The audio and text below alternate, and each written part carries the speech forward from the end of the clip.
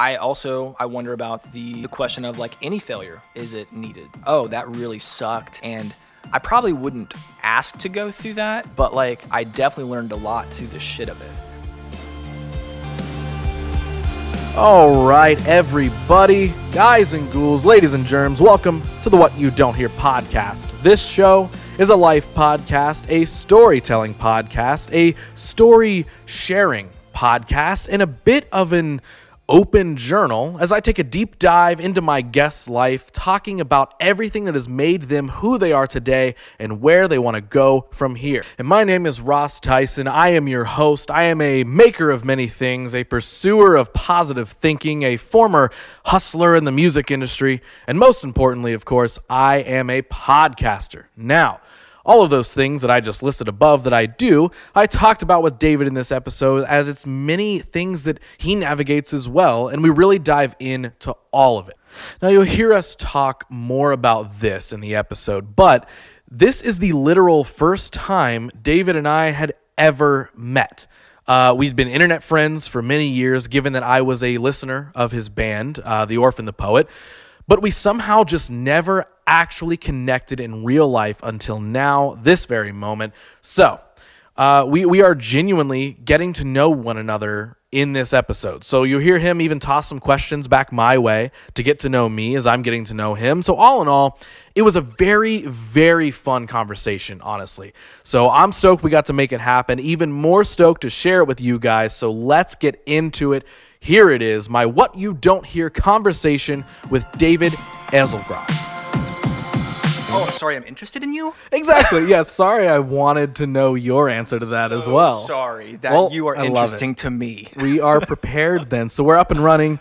This is your official welcome to the show. Thank you for having me, Ross. Here it is, man. This is cool. I'm excited to be here. This is another one of those cases on this podcast where you and I have known each other, sort of. Known of each other, for sure. Known of each other. Definitely of. Via the internet. Yes. That's where we've known each other. That's where it's been. And I feel like we were talking about this a little bit pre-pod, but breaking the rules. We're breaking the the show rules a little bit. We gotta save it. Gotta save all the good stuff.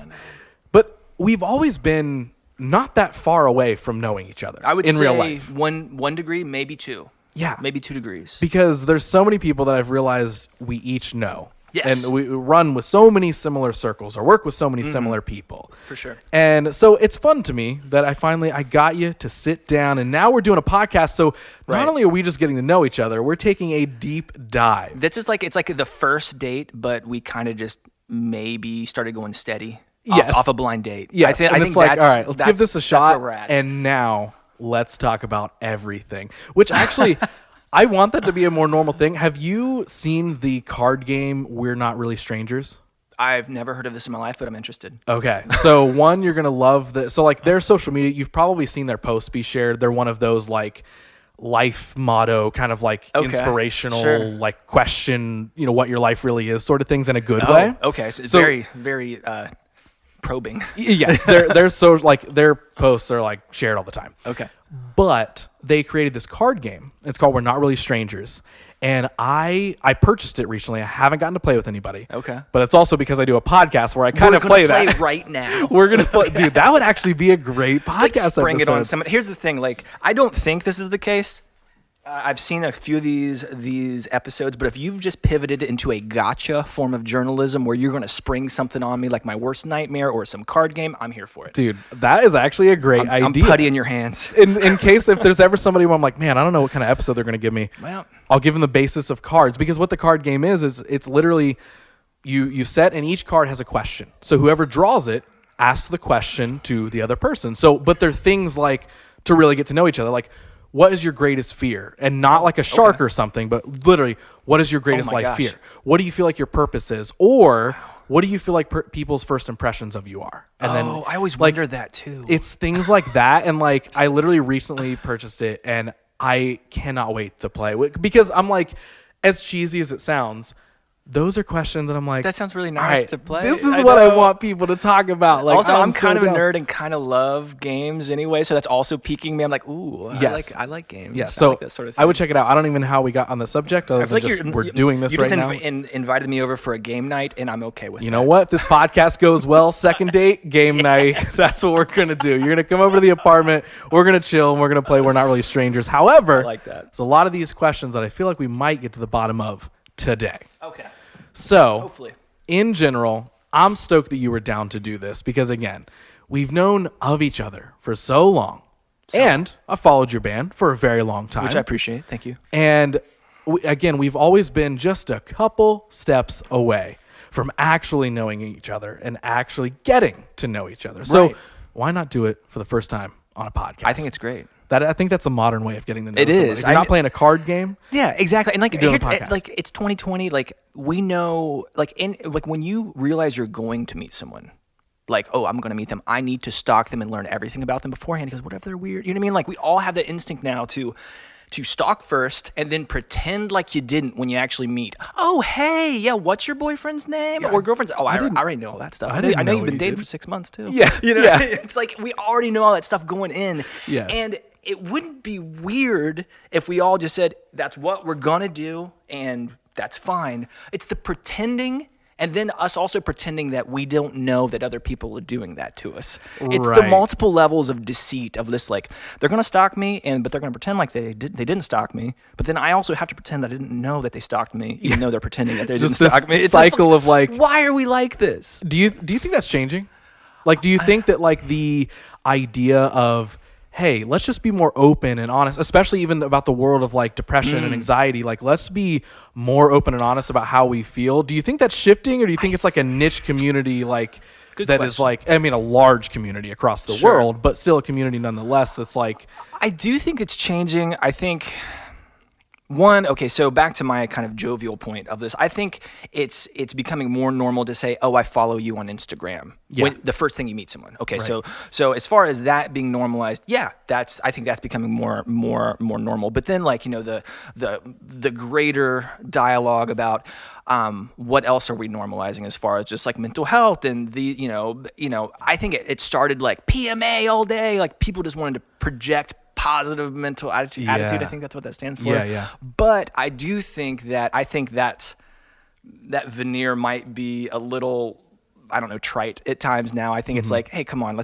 can we just be real? We've all been on social media for 10 years now. Like, not every day is great, Right. sort of thing. You know what I mean? Yeah. Like, and that's okay. That's it's that balance, I think, is Yeah. maybe what a lot of people are finding, because like Yeah. even me, it's like I sit and have this podcast and post Right. all these things where I'm like, yeah, like be yourself and chase your dreams and do all these things and positive thinking, neutral thinking, all this sort of stuff that I'm just learning and regurgitating. neutral thinking. I've never even heard that before. That sounds awesome. Neutral thinking is, in layman's terms, and the simplest way to put it, it is, you hear positive thinking, Yeah. positive mindset.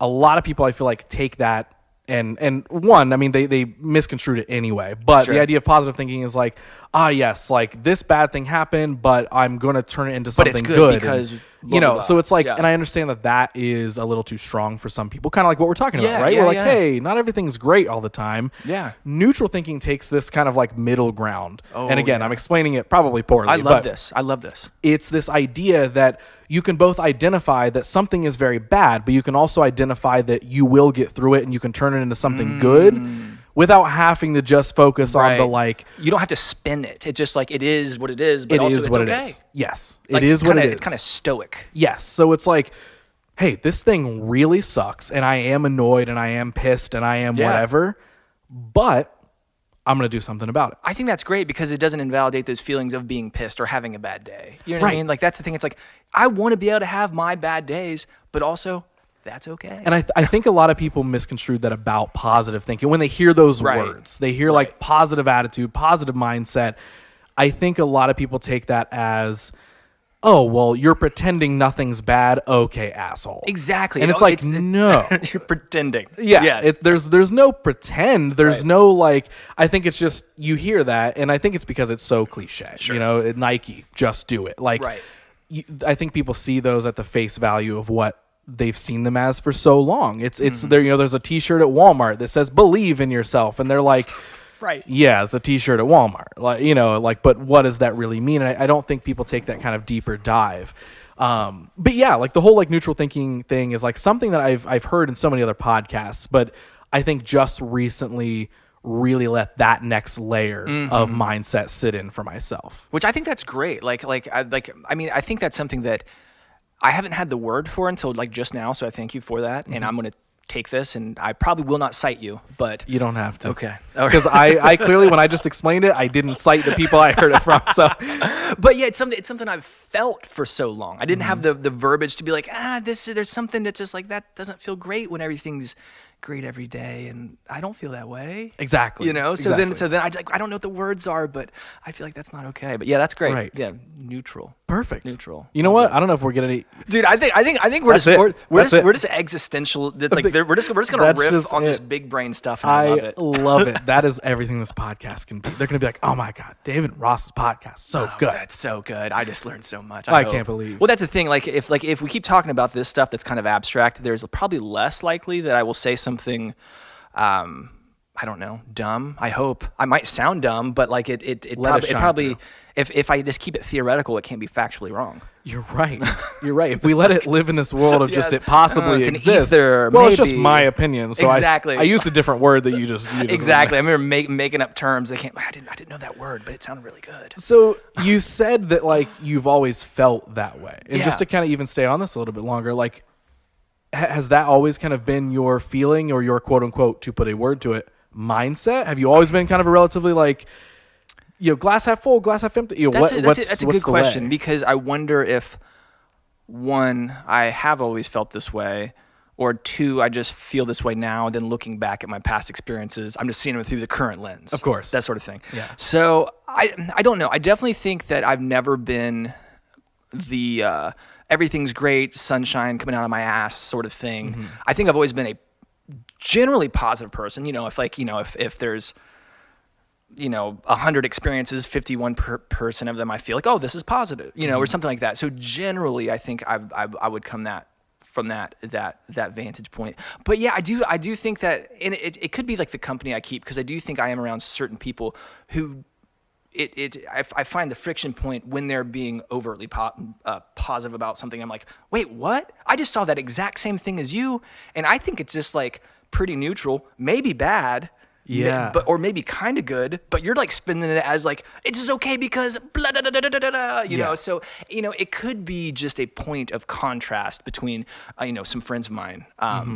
But yeah, I do think that I've at least as of lately, aspired to a pretty even keeled thing.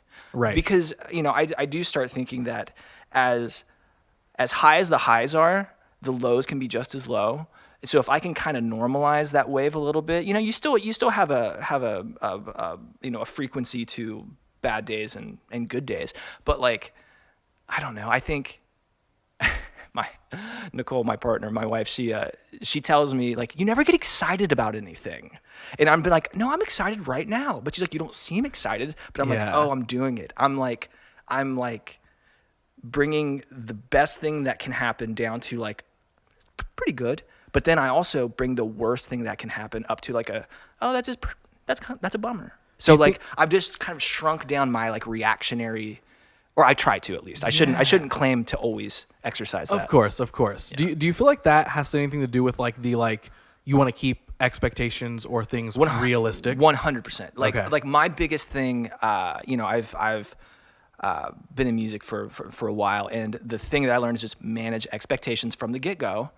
And you're going to be ahead of anything, be it a really great thing, be it a bad thing. But if from the onset, you're just kind of like taking a tempered approach, you're probably going to have better outcomes in general than if you're like writing some mania and depressive episodic thing based on what someone said to you in an email. Yes. You know what I mean? Like I feel like I relate with that a lot, because there's a lot of times I feel like I catch myself being too realistic about things. And it's the exact same thing that you just said. Your wife catches you and she's like, why aren't you excited? And you're like, well, I am. I am excited. I feel like I do that a lot, where like having just navigating life in general will do it to you. But, especially like business and creative and all that sort of stuff, like my expectations are always just like, even if I want it to be here, I'm going to keep it right here. Right. And then Yeah. we'll just see what happens around that. Yeah. To where I feel like there are a lot of times where something awesome happens and I'm like, okay, dope. And like, here we go. And then you're just on. You're past. And it's you're- like, it's you're not past that I don't care about it. It's not that I'm like a negative person. At least I hope that I'm never coming off as negative. But like, I hope that too. Like, I'm- you worry about like, wait, crap, am I actually a pessimist? should I Like, be should I be like overly stoked about this? But, you know, and Right. I think that's just how people are different. That's it. Exactly. Some people get Exactly. really, really hyped on something. Sure.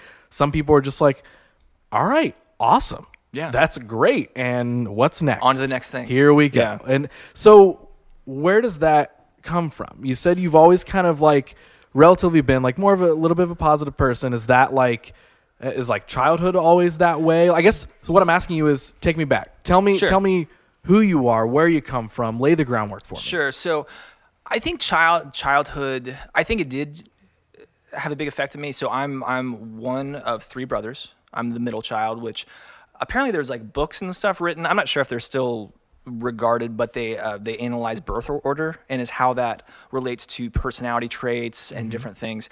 And I feel like I read like the back cover of it. I should have read the whole book, but I do think there probably is some interplay between like growing up and we grew up in a super positive household, but being the middle child, but also kind of the middle child that in many ways functioned as the oldest child. We were very close in age. So like, I'm not sure exactly if there's something that is through or true in anyone else's experience, but for my experience, I just feel like that kind of set me up to be a little bit of a guardian, because I had definitely one younger brother, but then like I was kind of like competing for the I don't know what with my other sibling, my older brother. And so like, I don't know, I do feel like that, I can't even put it exactly into words, but I do think that shaped my expectations and how I interact with other people.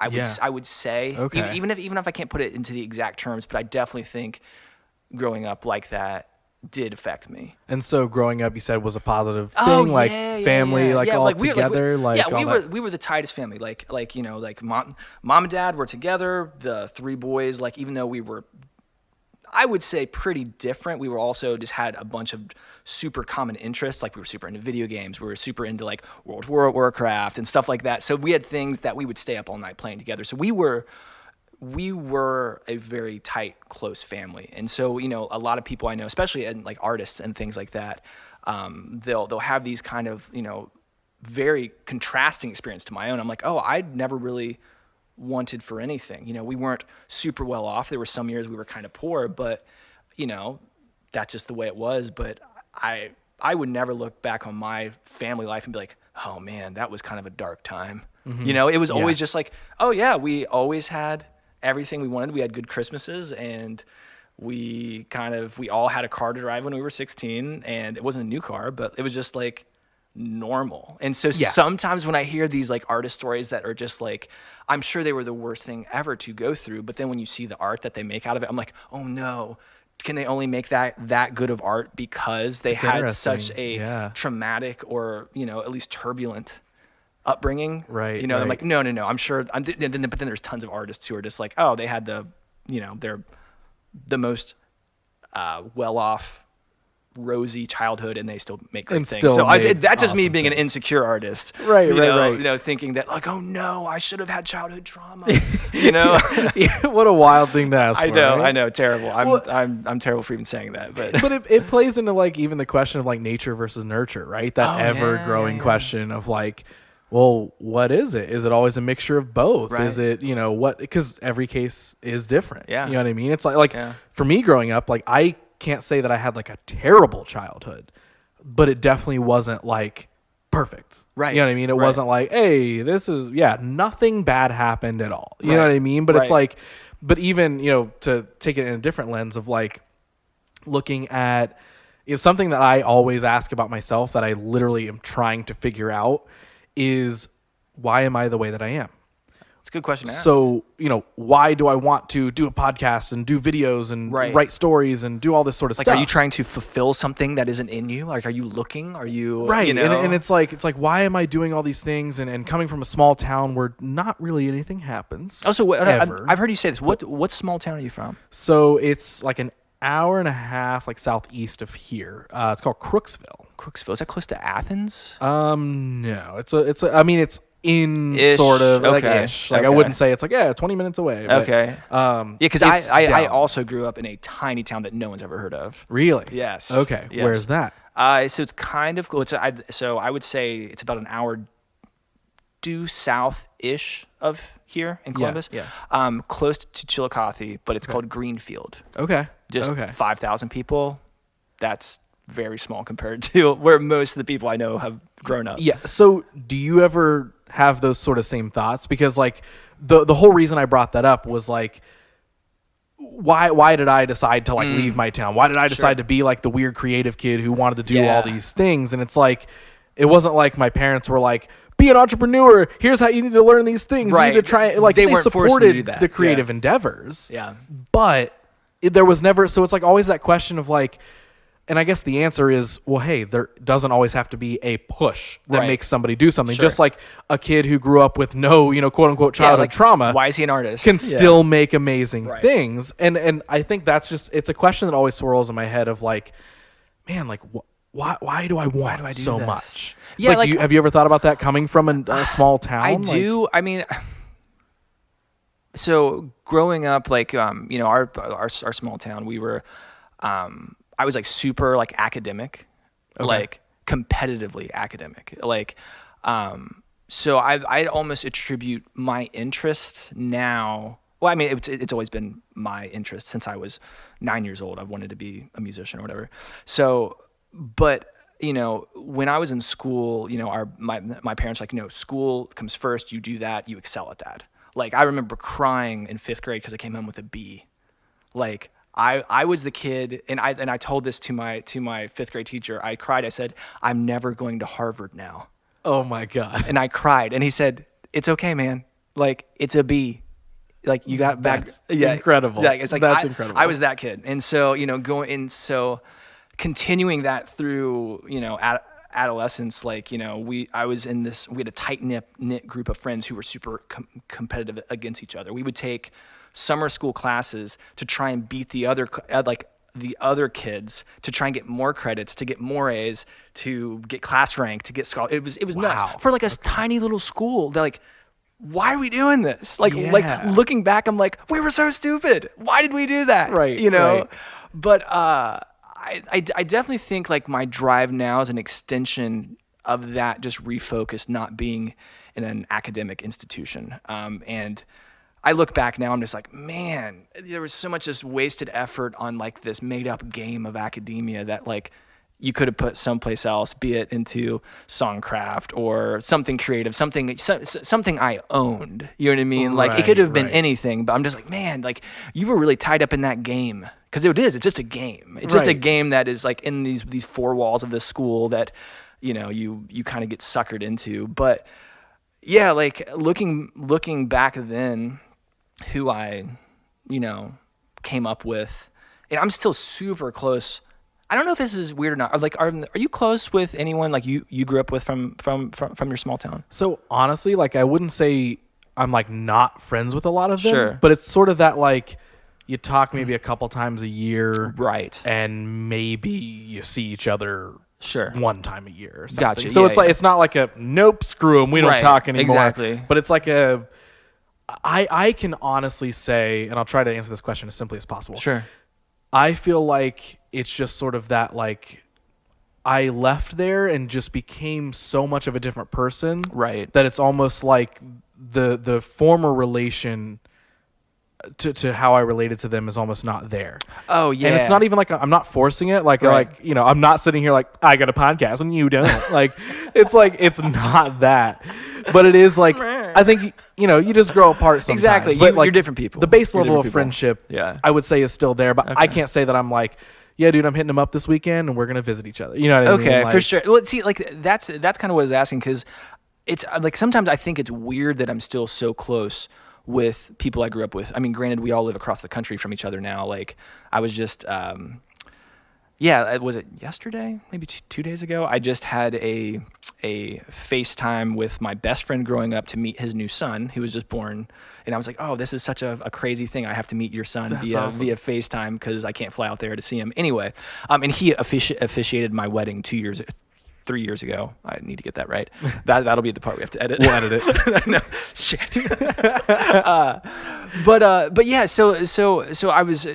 I think my greater point here is, I was super competitive in school, played the game, and all my friends were super competitive. My best friend's a lawyer, my other friend's a physician, my other friend's a psychologist. So it's like, so they all went and became professionals. Oh, they did it. They took that academic. Exactly. Yeah. And I was on the same track, but I just got to pick the lane. I was like, oh, but I just want to be a musician.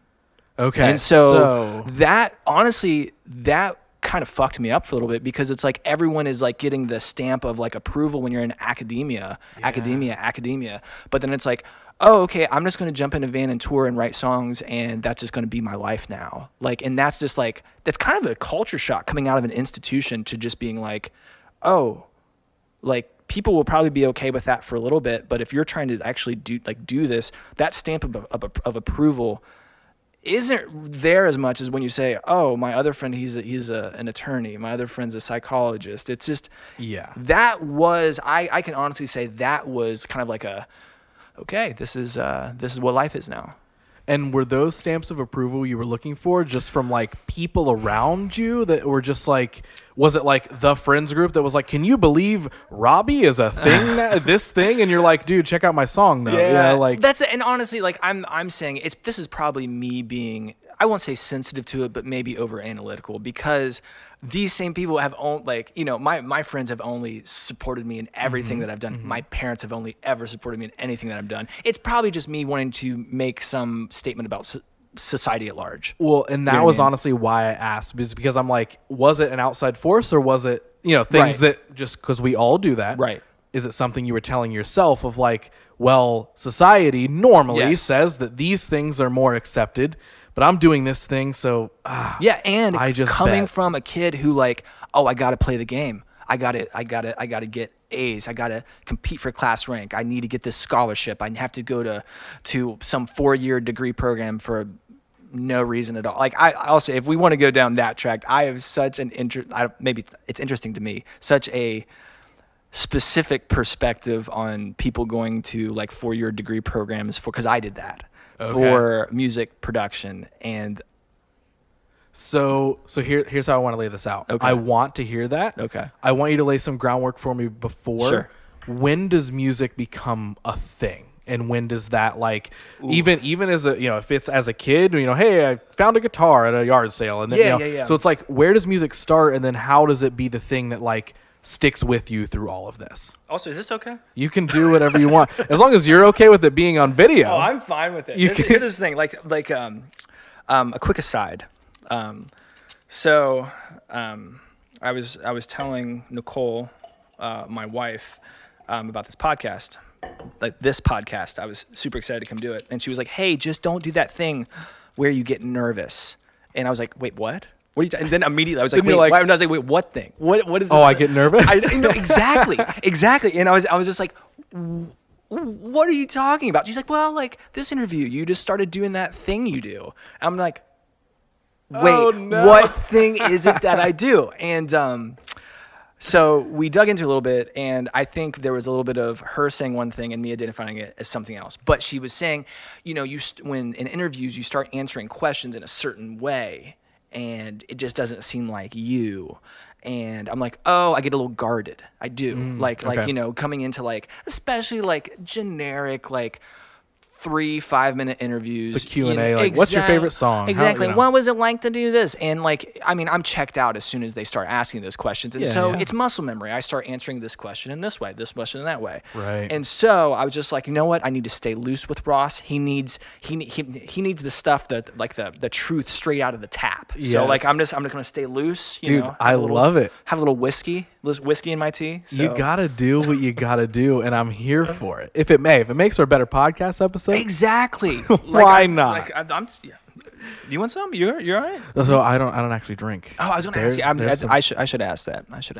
Hey, listen.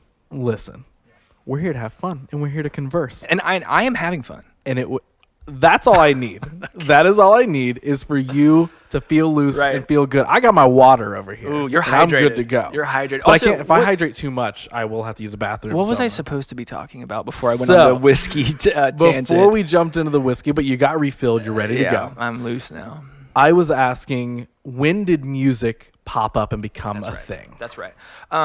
Okay, so I actually really like telling this. This is a question that I've been asked before, but this is one I like to answer. So I remember growing up, and again, it was a fantastic household to grow up in. I think I was 9 years old, and I have no idea what sparked this curiosity, but I went to my mom and I said, hey, can I learn to play the piano? As a 9-year-old, and I could just see her eyes light up. She was just like, "Oh my gosh, we're not making him do this. He's gonna be a little Beethoven." Yeah, you know what I dude, mean? Like, I feel like that's a thing. Like your parents signed you up because for piano lessons. Exactly. I was coming to, hey, can I? And also, just to think about instruments, the piano is so highly regarded. You know what I mean? Just like, he plays the piano. Right. And I remember going over.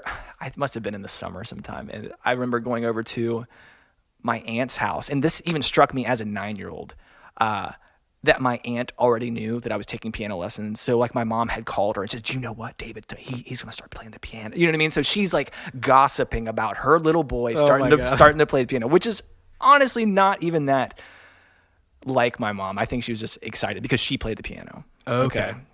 And so there was this guy who I think we went to church at that point. We were never like a religious family, but it's a small town. You go to church, whatever. And there was this high school student, Jesse was his name, and he just ripped at the piano. Absolutely the coolest guy. He had like slicked back hair and could just play anything, just like ripping it. And I found out that's the guy who's going to be giving me piano lessons.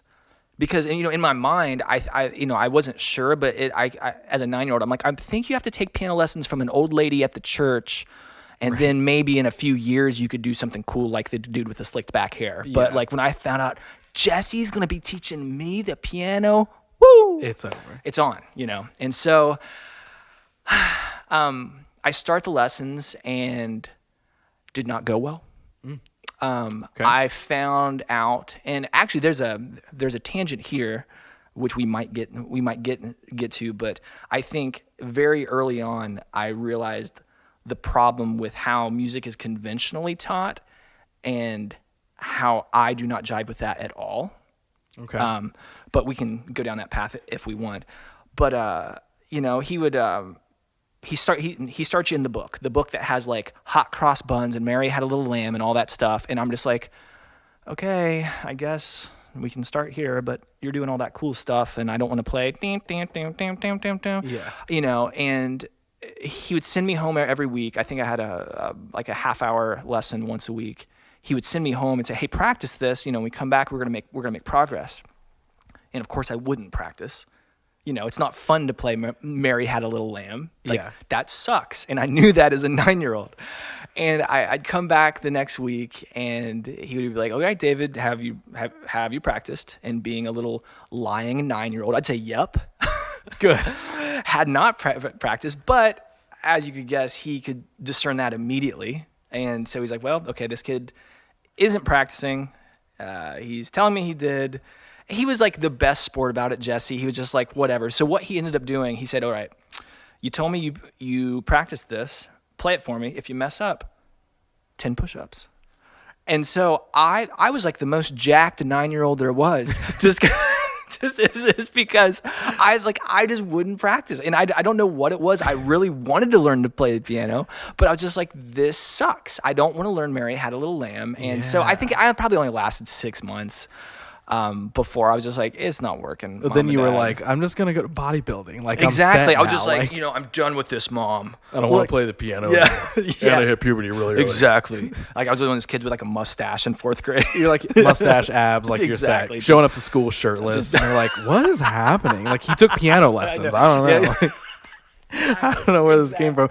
Well, so on that note, before we go any further, like I want to hear your tangent of the whole like how music is taught and stuff, because I'm interested to hear if it's anything about how I think like creativity is taught, because I have sort of this that would be really interesting. So and I think so this tangent which I'm about to get to, the pre-tangent to the tangent is I think I only realized some of these points of friction only after trying out a couple other instruments and realizing that, why is this instrument taught this way and this other instrument is taught a completely different way? I just want to learn them. So as far as the way that I think piano, and maybe I'm wrong, maybe this is just my experience. Maybe people are teaching piano in like a fantastic way now. But anyway, if you go to a church where a lady or a guy with slicked back hair is going to teach you to play piano, it's probably like this. They're going to get you the most basic book. They're going to sit it down and they're going to say, see these dots on this line? This finger does this when it sees this dot. This finger does this when it sees this dot. Practice that a lot and do it. And to me, I was just like, it was super frustrating because I was a smart kid in school. Like I was academically good. Mm-hmm. I could never put that together that this line and this dot meant this. Ever. Mm-hmm. Ever. And like the whole time I was just like, but I just want to play music that I like. Why do we have to do this? And I was thinking about this recently, and it's like they were trying to teach me to read before I could talk. Yeah, okay. Because what I really wanted to know was, this is a piano. This thing looks crazy, but I know it sounds cool. How do I make it sound cool?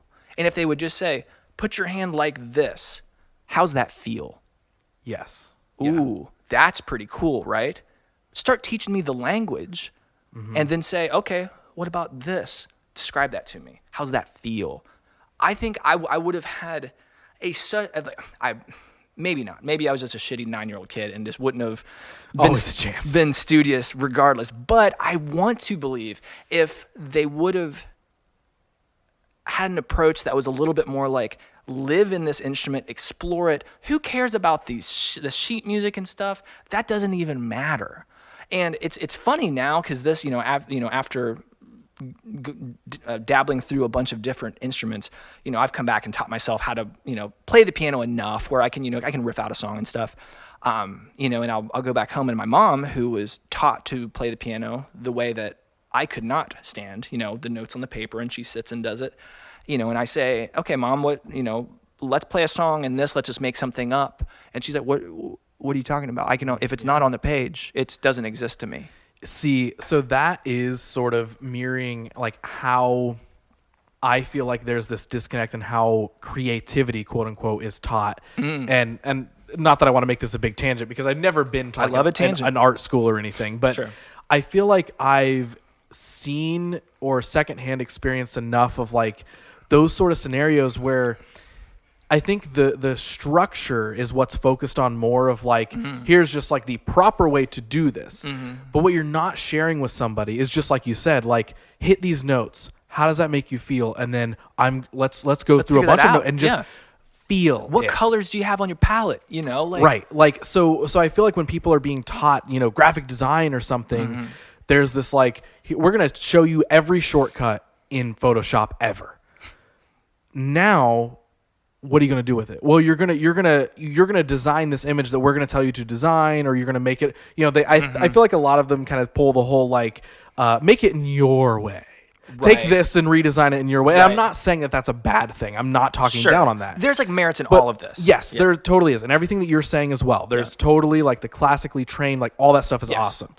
But from my opinion, that's always been my similar question is, well, you can't teach like the feeling that creating something, whether it's music, whether it's art, whether it's anything, gives to somebody. Right. And you got to be able to, like, you have to let them breathe and have the freedom to learn kind of as they go and learn what their way to create is.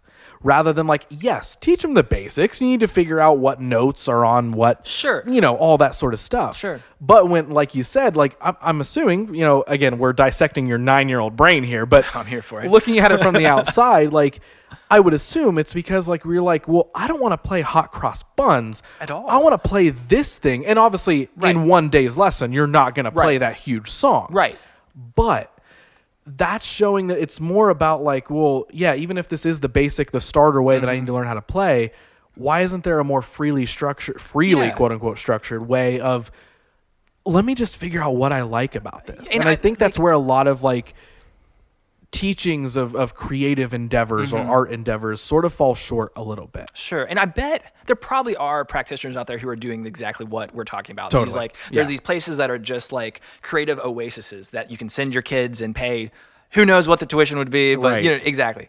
But, like, thinking back, I think my experience, and here's the thing though, if I would have stuck with the piano, I might not have ever picked up a guitar. And I do feel like when I picked up a guitar, that was a inflection point, because that was like night and day. Like, that was my instrument. Like, when I picked that up, which was a few years later, I remember, I think I was scared, not really for any reason. I shouldn't say scared. I was nervous to ask my parents if I could try another instrument, because in between piano and guitar, I'd also said, hey, can I try to play the trumpet, like the school band sort of thing? Yeah. And of course, that didn't go well either.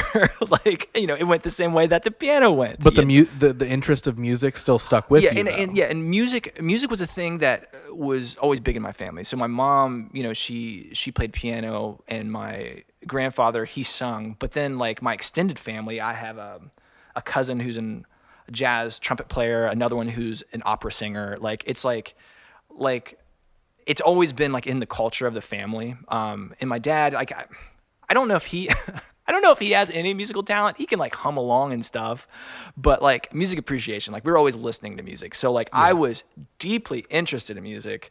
I think I just had to get a couple at bats to, like, you know, hey, I'm going to take a swing at piano. Nope. Take a swing at trumpet. Nope. But I got a hit on guitar. But here's the thing.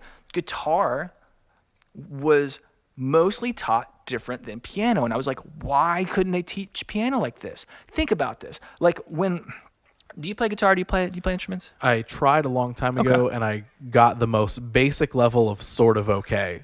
So realistically, my answer is not really. Okay. Well, like, most of the time when people, like, take guitar lessons, or at least maybe that's just me when I'm trying to, like, if someone says, hey, I want to learn guitar, David, will you teach me something?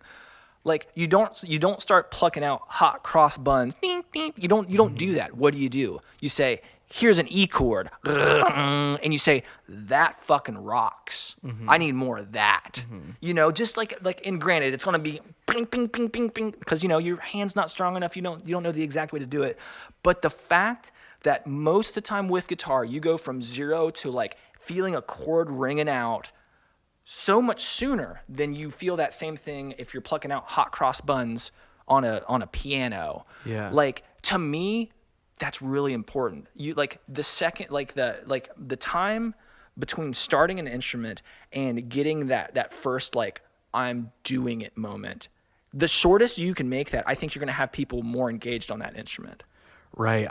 I guess I never would have thought about any of that way. Yeah. I think to me, it would have been like, yeah, sure, you take some lessons, you learn what each chord is, what each key, everything else, and you just kind of do it. And then to me, it's always been about like the feeling and the excitement. So, like, granted, that could be personal to me, and I'm sure there's some that feel that way and some don't. But, like, the sooner I think people can get to just feeling empowered on an instrument, be it like, this sounds like that song, like my favorite song, or, oh, I could write my own song now that I know 3 chords or 2 chords or whatever. You know, like, the sooner you can empower somebody as, like, a creative, you know what I mean? It's like, I think that's what I'm talking about. Because I distinctly remember, and this is kind of nerdy, but I remember when I started taking those guitar lessons, and she taught me, my teacher's name was Amy Zoik, I think it was. She taught me, like, 3 chords. And I had this little acoustic guitar because my parents said you have to. They weren't going to fall for it again. They said you got to stick with acoustic for a year before you get the electric. So I was like, okay, I'm going to do it. But I remember just like strumming out these chords, and like she would say, you know, like just practice changing between them. But the thing was, I immediately figured out like, oh, I strum this chord a little bit, and then I could go to this one, but this other one sounds cooler after that first one. I'm like, oh, did I do those back like that? Holy shit, I'm playing a song. Like, I remember that specifically, these two chords I thought sounded sick together. And then immediately I'm like, okay, this is it. I'm hooked from that point on. I think that's the word maybe we've bounced around while we've been explaining all these things of like, oh, how are things taught? It's empowerment. Yeah. I think that creative empowerment is maybe a good way to put all that under like the bubble of, because it's like, it is like you've got a certain structure, you've got a certain method, and I think a lot of people think that if I can't do this one part right, then I must not be good at all of it. Right. When it might just be, well, maybe it's not the way that you can do it. Right. You know what I mean? Like I remember actually you just like I think unlocked a memory for me. Like I remember do tell. When I was really little, I mean, always growing up, like my main talent was drawing. Okay. Was always like a oddly really good drawer. And I remember my family at one point in time down in like my hometown area, there was a famous for that area, and I'm sure elsewhere, I don't know that much, but a very like a famous painter lived down there. Wow. Okay, and his art was vastly like sought after. It was like the thing, right? Okay. I remember them taking me to meet him so he could study me make art, and to see, I think they were kind of trying to see like, does he really have a skill? Is he like a prodigy? Like, what do we got going on here? Tell us he's a kid genius, yeah, please. Just like tell us what. And I remember drawing for him, and I remember him like praising it and being like, he's really good. He has something. So like, this is a big deal. Here's where I'm tying this together. Right. I remember him giving me like some of his paintings. Okay. And it was almost like this like project, like this homework that I had of. I was to take those home, and then, and I'm sure I'm distorting the, you know, my memory of this is probably a little bit different than what it is. But from what I remember, he sent me home with his paintings, and the goal that everybody wanted to see me do was recreate his paintings and see how well I could mimic them. To really just see like, okay, what is this? And I don't, you know, there could have been other things, and I clearly wasn't there. So his were paintings. Now, were you painting or were you sketching? I was drawing. You were just I drawing. was sketching. Like, okay, got it. So there was something there that they were just like, let's just test it out. Let's just see. Sure. Can he recreate these styles? And I couldn't. But I also like, I feel like it just stayed with me in the back of my brain that didn't unlock until now. And I think I couldn't because I remember just not being interested in making his paintings. You're like, why would I invest myself in this? I was like, it was creatively, I was like, well, I don't want to draw these trees and this old, you know, water wheel, whatever this bridge and all this sort of scenes. Like, I don't want to draw those. I want to draw skaters and dirt bikers and wrestlers and all these other things that I was making comics out of. Like things that are inspiring me. And I again, hazy memory because I wasn't really there, but from what I can remember, I think the end of it, they all were like, and even the painter himself was like, that's okay.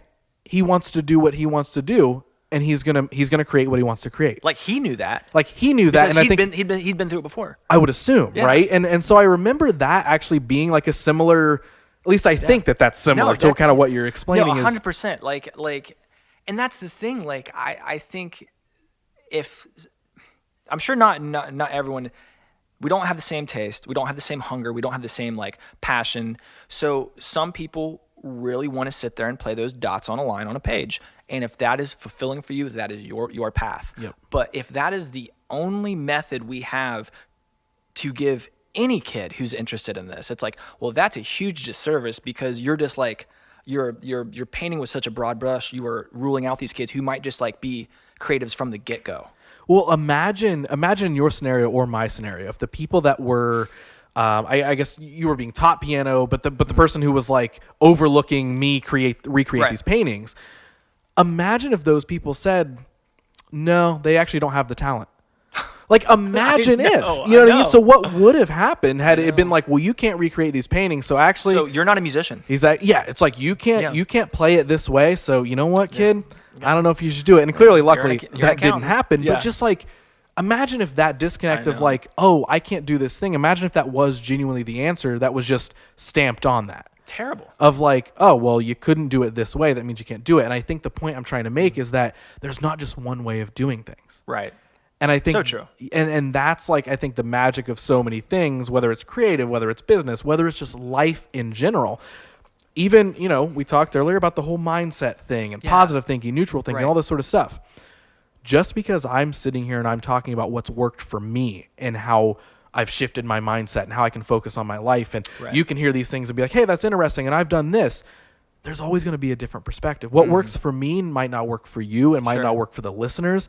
Like, but it's still, I think, such a I don't know, magical thing to hear all of those perspectives and hear that you tried to learn piano because you wanted to. Right. The parents didn't. It wasn't the classic, No. like, you No need one to is like- do this. Exactly. You Exactly. wanted to do it, but then kind of got defeated by it because you were like, Definitely. well, wait, I can't learn it.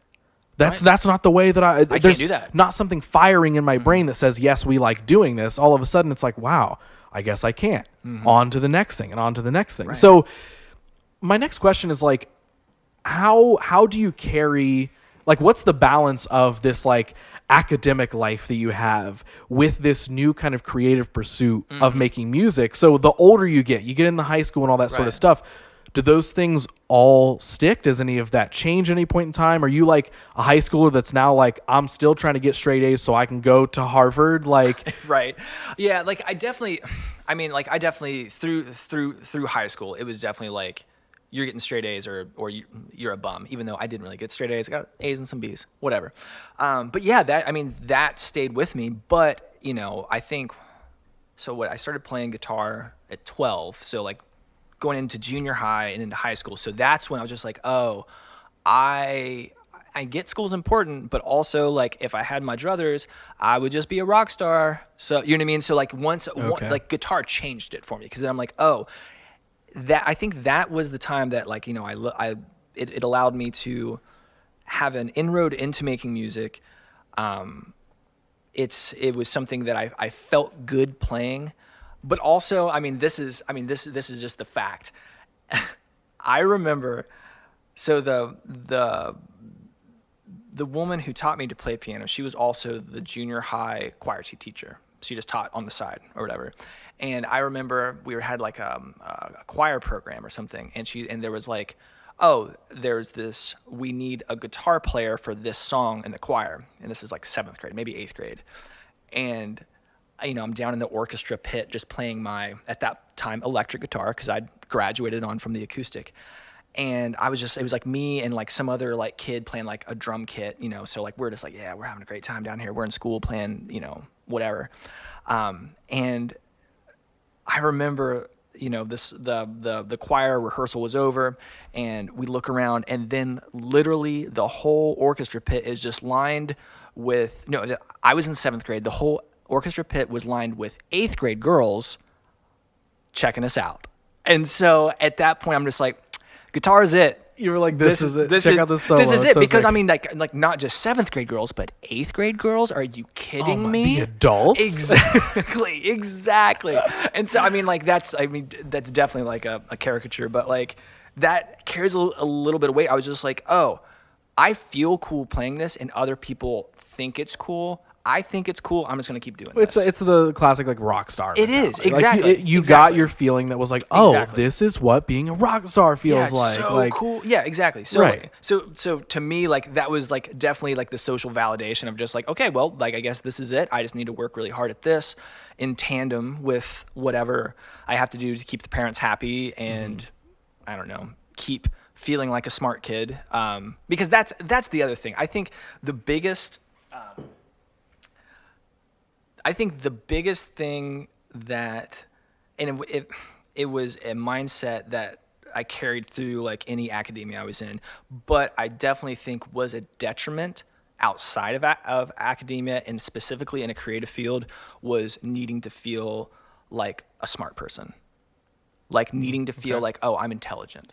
That's been like, granted, I've been out of college for a while now, but after leaving that like institution of just like, if you get good grades, you are an intelligent person, I'm a robot type of thing, being outside those institution walls, I'm like, oh, this I'm just like setting up weird things for myself and putting up weird barriers and walls to make sure that I'm still perceived as, oh, he's a smart guy, when like that only hurts you really in a creative field, is wanting to be perceived as smart instead of your art just being perceived as good. Interesting. Okay. I don't think I've ever heard that be explained that way before. Yeah. Like, and I'm trying to think like the best way to put it. Almost like the kind of the way that like, you know, when you're in school and you know there's a right answer on a test or something like that, or a professor asks a question and you know the right answer and you put your hand up and you say the thing, but I would never be the kid to swing at that question if I didn't know the answer. Because I'm like, I'm going to look like a fucking idiot if I say, oh, that was actually Blaise Pascal. No, it was actually Rene Descartes. You know what I mean? Like, I like, you know, stupid stuff like that. Right. You know, and then, but when you translate that outside to like a creative thing, it's like the thing that it took me forever to learn, and I'm still learning, is fail fast, write all the dumb, bad ideas. I mean, like, seriously write them. Give it your all and know that you're going to make shit that sounds awful.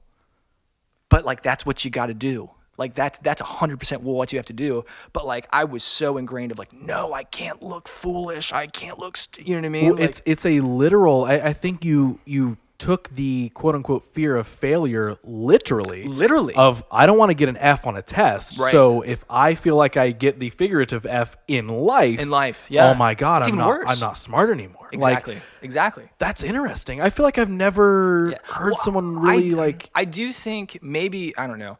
I think my like tract of like, oh, if I would have stayed on the same track with all of my peers growing up, I probably would have been an attorney or something, like, you know what I mean, like that. But the fact that I just hard pivoted into something that's just purely creative, but like kept the same, like, I think I'm like a type A disguised as a type B.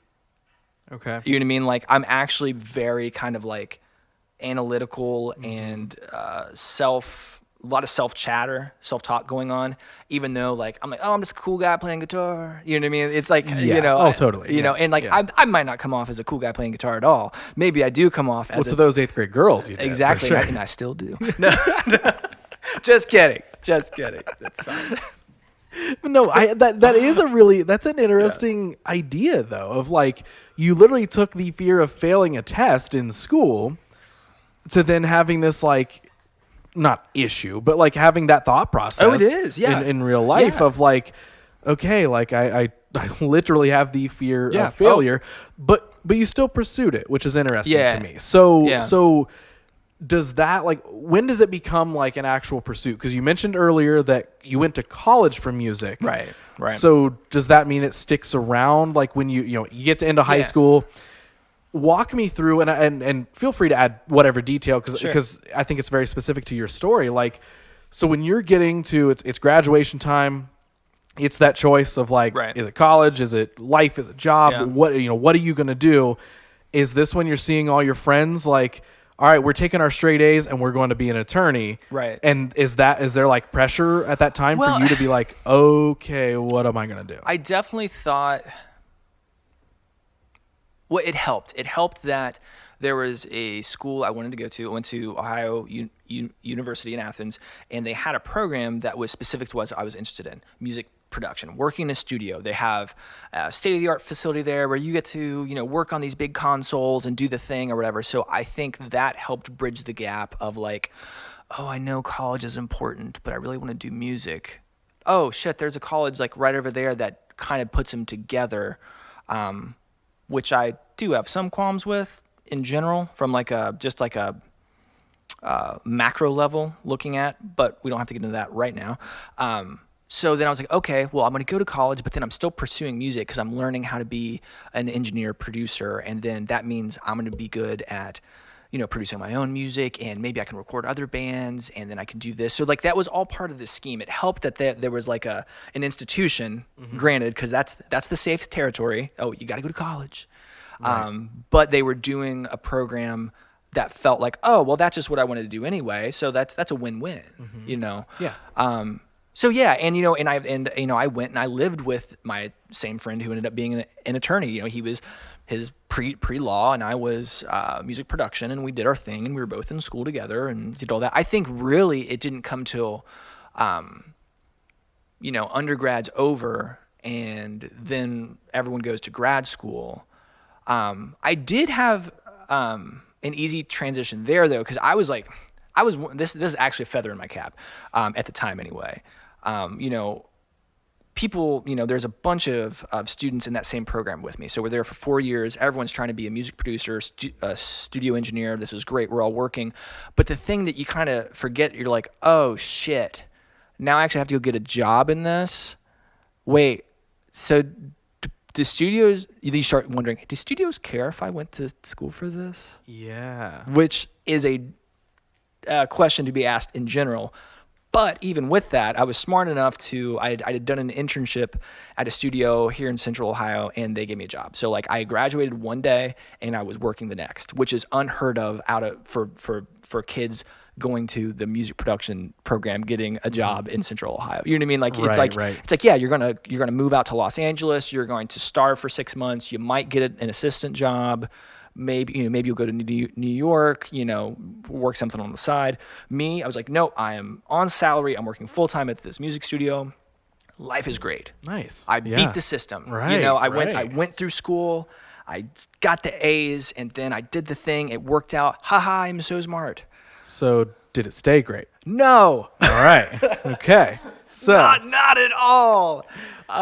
Yeah, it's so. I mean, I only worked at that studio. I'm gonna say to no fault of mine, but maybe hindsight, maybe it was my own fault. For like 6 months, just because this, I don't know. I think the business was good at that point, and they hired a bunch of engineers, put them on salary. But then it's like, oh, when the business dried up, we didn't have any money for our salaries. So it's like it was a great time for those 6 months. It was amazing. It was so fun, but it was just like a flash in the pan. There, I was like, oh shit, and then my student loans started to be repaid. I'm like, oh, okay. Time to wake up, dude. Like the now job, the job you thought you had that you just invested 4 years. Like now, what do you do? Because now, all that debt. Now, what do I do with that? You were like, I got this winning streak. Exactly. Like I just graduated. Dude, I got this dream job. I was rolling high. And then real life started to trickle back in. Yep. So, walk me through that time period? Is this also when, not even a job sense of working at that studio, right, but is this when making music on your own does that start to take precedent to a lot of things? Had you been doing that, or was it just like, I'm going to do music as my job and I will do it for other people? Walk me through that. Yeah, honestly, so looking back, I mean, it very much could be like, a huge favor that was done to me, because when we were working at that studio, like I was there like 60 hours a week for I didn't care at the time, but basically no money, but I lived at that studio. I mean, literally, like there was a loft that we would take turns sleeping in just to keep recording through the night sometimes. It was insane. Granted, I was just on cloud nine, but yeah, so that took up all of my time. And I'd been working on music, with friends, kind of in conjunction with that, but when you're working 60 hours, what time do you really have to put towards your own endeavor? But yeah, so when that dried up, I immediately just said, okay, well, I'm gonna start making music for myself, and just pivoted into that.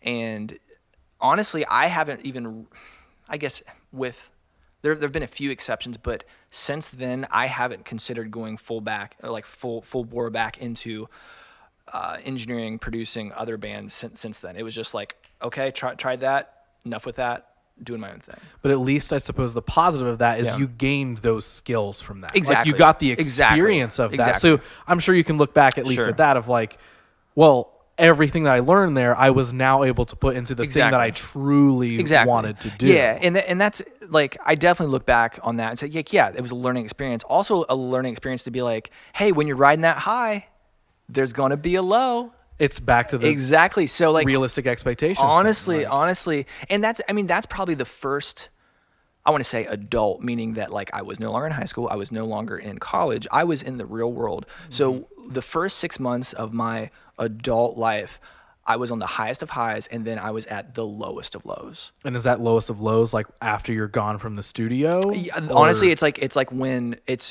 when that was pulled out from under me. I had no job, I had debt, I had nothing. You know what I mean? Yeah. So like so that honestly, starting like looking back, I've never really even put that into exact thoughts before too. Thinking that like, okay, yeah, out of the gates, kind of like a pulling the rug right out from under you, and like if that sets up your mindset, like what's that do? Do you want to stay a little insulated from that roller coaster, or I don't know. I'm sure there was kind of I like thinking back to my mindset at those times, I definitely think I was more reactive, more like I let that stuff get to me a lot back then, but like maybe over time it's like the highs here and then the highs there and the lows there. So like maybe it's like over, and maybe everyone gets this. Maybe is that what growing up is? Is this like, are we just describing? We're just describing growing up. Yes. But yeah, like so. Yeah, I guess I grew up. There it is. So you kind of get. It's funny because like, as you were explaining it, like it really was this like, okay, when you leave college, that's usually when real world hits, but you got this like kind of like soft, like cushiony jump into real world. Yeah, like, oh, this is easy. And then they pulled it out from under you. Yes. And then, so what do you do from there? Well, I mean, we kind of started doing our own music, me and a couple friends, and we took that really seriously for a couple years, working any job on the side just to pay the bills. Cause like, yeah, like now I'm like, oh crap. Oh, I have to pay my own cell phone. Oh, I have insurance. Oh, I have student loan debt. I have this, and this. So it's like, that was a weird time. And I'm sure a lot of people had those growing pains, in those like mid-20s where you're just like, shit, like it's just, this isn't the vibe. This isn't the vibe. Like, man, my biggest worry isn't acing that one test. Exactly. Who cares? It's, yeah. So yeah, like, that, but I will say, even working those side jobs and stuff, knowing that like, at least I had a pursuit that like, oh, I want to do music. I want to do my own music. So I want to get your perspective here. I want to get your opinion on this, because I feel like a lot of people listening, myself included, have went through this.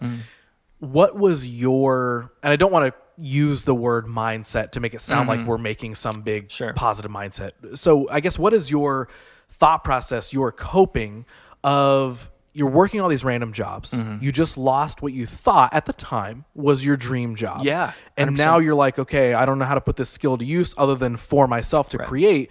What was your process to balance, realistically, just balance life throughout that time? Because I feel like a lot of people get really caught up in like, man, I'm working this like 9 to 5 or this third shift or this whatever that I hate. And like, I want to do this thing that I truly want to do, but all this other stuff's in the way. Like, and they can't ever find that balance. So like, what was it like for you? Man, that's such a good question. And like, I look back and I feel like I haven't tried to put myself in that headspace for a long time, but thinking back, like, that time just sucked. But like, I don't know if I had a good mechanism, because like thinking about myself now and like, things like the media I consume, like specifically, different podcasts or books I read or things like that, specifically looking to target that thing you're asking about. What's your mindset? Like, what controls do you have set up in your mind so it doesn't bottom out and just go to mush? I don't think I had a good framework for that then. And I do think, thinking back, like, I mean, if I would have been, maybe engaging in the things I do now, just from like just a mental health perspective, I think I just would have been better off. So like, honestly, it's that is the weak point of the story, where it's just like, yeah, I wasn't super healthy as far as like managing expectations, as far as managing friendships, as far as managing money, as far as managing really anything, So I think it was, I did luck out. I had some favors done for me, people getting me jobs here and there, saying like, oh yeah, you can come work for me here, or you can do whatever. But yeah, like that was a struggle. But also, I would say that looking back at the art I made then, that struggle was evident that like I wasn't taking care of myself, and like the art I was making was suffering because of it, both in quantity and quality, but mainly quantity, meaning that like when I say you should be writing the bad songs too, that means like, yeah, there's a certain quantity I expect of myself, at least now, saying that like I want this output. If I'm being creative, it's okay that 9 out of 10 songs are bad, 99 out of 100 are bad. There's always going to be one that shines. At that time in my life, I feel like I was just like not creating when I should have. So I feel like it sort of plays into that whole like the cliche line of like, you know, if you're not trying, you're never, you know what I mean? If you're not swinging, you're never going to get a hit. Even if you miss 9 out of 10, you still have to try for that last one to do that. Yep. So are you just making music during this time frame as just like a creative outlet, like just for fun? Is it like, dude, I'm trying to get a band going, or is it like I already have one going? A little bit of both. So we had a band, I'm trying to think back when it was. So we had a band for about a year, then it quote unquote broke up. Someone quit. It was just very tumultuous. You know, it's just like there's like people in, people out. You can't keep friends. I don't know. It was a thing that happened. Exactly. So like, I definitely think it was a time that I'm glad I went through, as far as like, kind of like half starts. You get a little bit of momentum, then you lose it, and then you do this, and you know what I mean. So like, I think it was good to know what that felt like and what contributed to that, as far as like,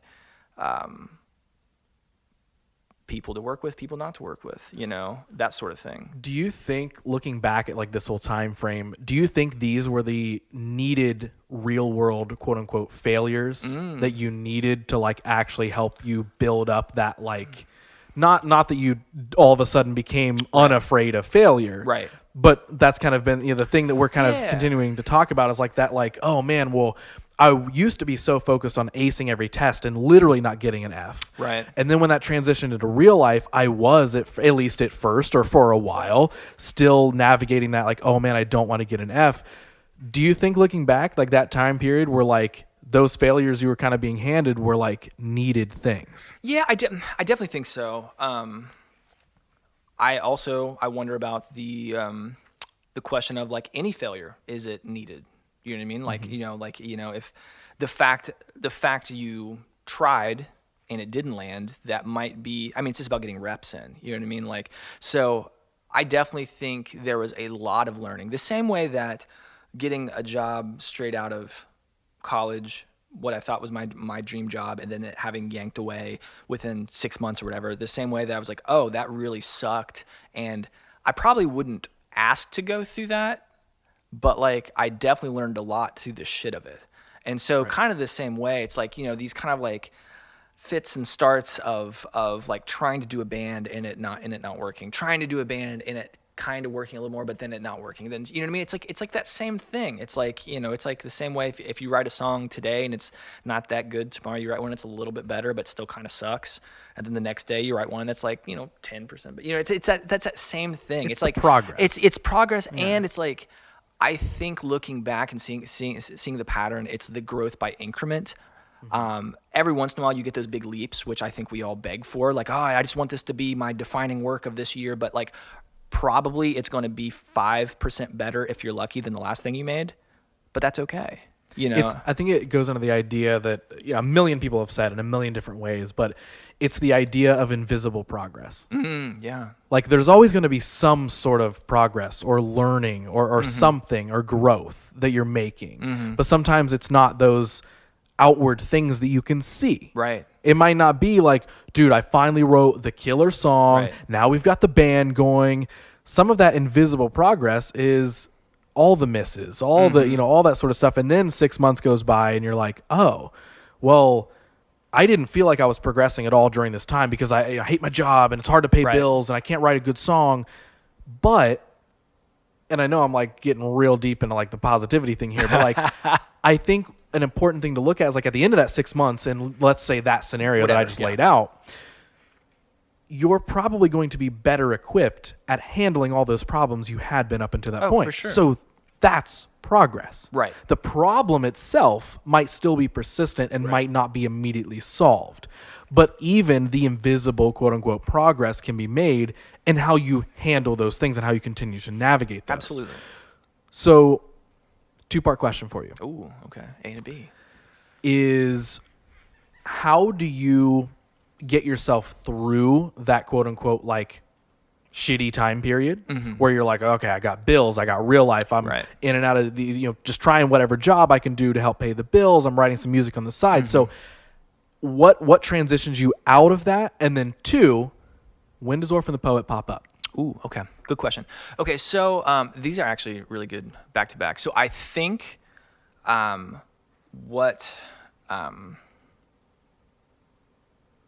think looking back, part of the problem that I think things that that made the kind of turmoil persist, and it also were different, but it's the same thing that made it trend better, and it's about the people I was around.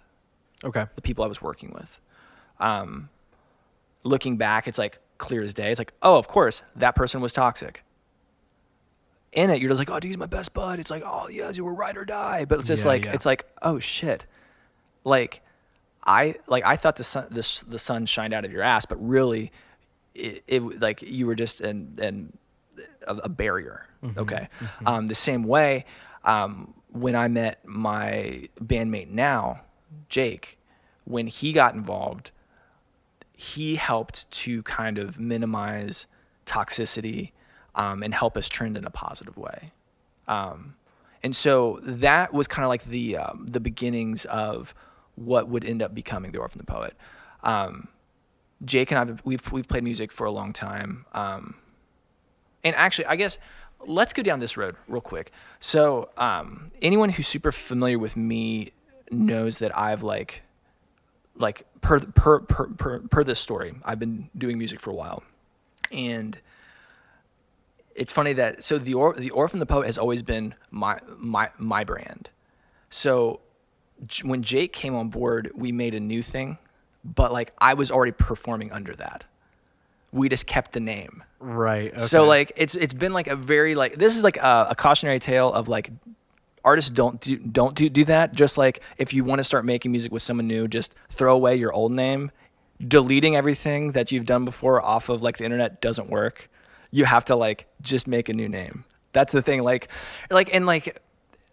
Jake and I, we laugh about it because it's okay, well, the Orphan the Poet, we started in 2016. The band now started in 2016, but I personally had been making music under that name for years. So is that maybe more of what I remember? Because possibly feel like the band has been around, in my mind, the band has been around since 2013, 20 Yeah. So that's kind of what so there were different people in the band. Yeah. We were making different music. We were just different. Yes. Yes. And so and that's how we frame it. That was a creative endeavor, and that fell apart. Everyone quit and walked away, and then Jake and I were still man, we still want to do something. And, we honestly just kept writing, and we didn't know, or what's this new band called? We kept wondering what's this new band? What do we call it? What do we do it? And I remember we had so many conversations. What's the name of our band? And I just hate making band names. And so we're just I think at one point we looked at each other and we're maybe, I think there's truth to both sides of it. We're I think we were hoping no one cared about our old band. Otherwise we would have been successful, And so they were no one will notice. We'll just delete all this stuff. Right. And this is the new band. This is the new band that just happens to be the name of the old band. Yeah. But I don't know if there's if there were more people out there who cared than we knew, or just the people who did care are tenacious because they come back they'll get we'll get an email or a message hey, what happened to this song? We're hey, sorry, this is a weird thing to grasp, but that's actually a different band. We're not that band anymore. We're this band now. And I don't know. It's such an interesting problem to have. I'm okay with it. It's just, looking back, I would have been why didn't we just pick a different band name? Yeah. At least We were just lazy. right. Well, the good part of that is like, well, it's like, wow, people cared about this thing. People cared Exactly. about that part. So if anything, Exactly. it's some fun conversations to have. And also, I know we're not as close to it now as we were. Just as time passes, like that's just the way things go. But yeah, so I think me meeting Jake and he and I creating a partnership that's lasted for years now, just like kind of a shared vision, a shared like work ethic, that really is what changed, or not really changed, but just solidified my like my, I don't know, trajectory as far as like what we like, our shared vision and what we thought we could do. Like then, like it was like before, it was always like when you feel like you're dragging dead weight with you, you're pulling someone along. You're like, oh man, if this person over here would just like get on board, I know it would be easy and, totally. and we'd do so much.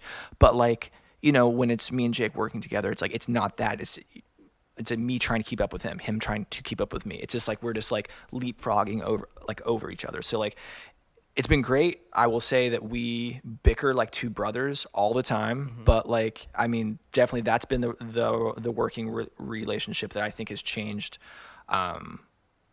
like my relationship with continuing to pursue music more than anyone's. And that started kind of back in that time period where you're like, okay, he kind of comes into the equation, and then it's like, oh, we can make music together. And now I'm almost seeing this making music thing in a little bit of a different light. Exactly. It changed. It changed a lot. And I mean, it also helped like around that same time, relatively, like we had some, things come our way. Like, we got to go on a national tour here. We were doing, this touring there. So like, I think there were things that were probably percolating under the surface, and we just happened to get to that point, and kind of meet each other at the same time. So it was kind of like lightning in a bottle for a second, where we were just like, oh, this is great. It's working. Even though it was kind of that same thing before. It worked, then it didn't. It worked, then it didn't. And then it's working. And then everyone in the band quits. Sort of thing, which is fine. And I look back now and I thank them for being honest. All the past members being like, oh yeah, that we weren't on that journey with you. I'm like, perfect. Yeah. Well, so carry me through what I will. This is, I think, just how I'll label them as like phase one of the Orphan the Poet. That's great. Yeah, we should do that. Is walk me through how that happens. So walk me through like what it's like actually like getting a project together now. Yeah. And of like, okay, it's not just like I want to make some music for fun, maybe. Okay, now it's like we're in a band, and okay, we're gonna play shows. We're gonna jump on some tours. We're gonna. Walk me through that kind of next phase of what that was like. Yeah, like so phase one had been going for a while, and there was still like, a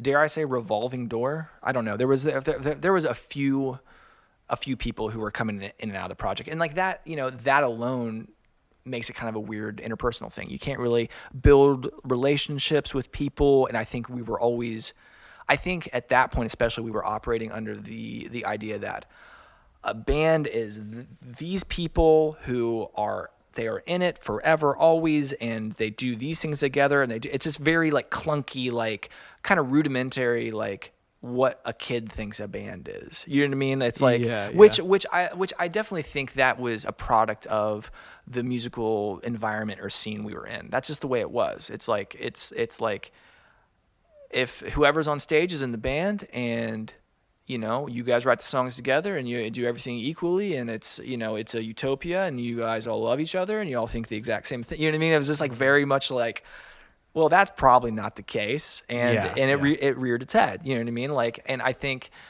a lot of the guys that we played music with over the years, like they're still doing music in some way for sure.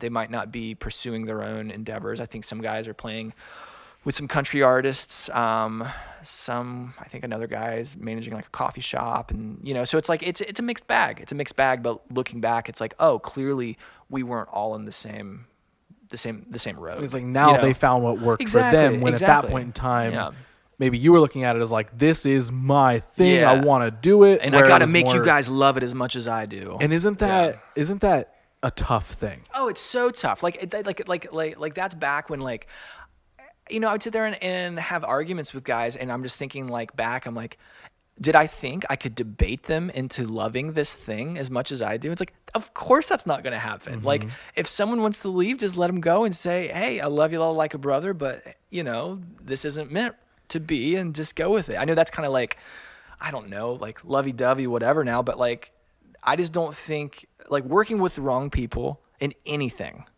is so not worth it. Like, thinking that, like, having an extra body in the room for something that you think you need that many bodies in the room to do, you're probably better off, if they're a bad fit, to just make do with less. Yeah. It also runs into the issue of, and something I've learned over the last few years really is like, it's hard to not project yourself, your wants and needs onto the people around you who might be involved in something you're doing. Right. Because you're like, well, I see it this way. And it's not just like, I'm not talking about like, I want to write the riff this way and you want to write it that way. It's like, I see this as a career, and if we don't go all in on this thing and we don't try really hard, well, then that's defeating for me. When somebody else, it's like, it's the classic, and using a band as an example, because I've seen the example so many times where it's like, you've got a couple band members who are like, we will tour all the time, and we will play shows, and we will invest whatever we need to invest, and we will freaking do it. And then there's other ones that are like, I thought we were gonna play like the local venue once a month. Yeah, I thought we were just gonna do some hometown shows. Like, and it's hard to like not like, and it really just comes down to like communication and people learning to communicate better, literally anything. But it really is hard to not sit and be like, well, why don't you see it the way that I see it? I know. Because both parties are saying that. Exactly. The one that just wants to have fun and relax with the fun thing that they're doing is sitting and saying, why do you have to take everything seriously? Right. And then the other side, which is the one that's like, no, we can do this. I believe in us. Let's freaking knock it out of the park, is looking at them like, why don't you care? I know. So then you just have that disconnect. There is no like way to traverse that. And, And that's, and like, I think everyone I've played music with over the years, I think they're all great guys, and I think I love them all for like their own little things. But like, like at the end of the day, like I'm not going to debate them into a worldview. Like, like, I mean, maybe over time they could come closer given the right, like, I don't know, things they expose themselves to. But like in this moment of this argument, or even in this moment of this like creative endeavor, like sometimes you're just too disparate to and like maybe at some point they were closer, but people grow, and a lot of times they grow in different directions. Yes. At one point in time, maybe, the first 6 months of them being in the band or the project, whatever it is, they could have been all in. And then maybe after, and that's really where I see a lot of that happen with anything. We're not just talking bands here. I'm saying anything. Anything. Right. After that first, like the classic, like the honeymoon period. Oh, exactly. Thing, right? It's great. That's we're excited. This is so fun. It's going to be awesome. And then if it doesn't take off, if it doesn't get the result that maybe they were expecting, then it becomes, oh, wait a minute. Yeah, this kind of sucks now. Yeah, oh shit, this is work. Yeah, like, this, and so it literally is just finding that balance of like, okay, who is really in for it, who's not really in for it. How do we align? Find that alignment.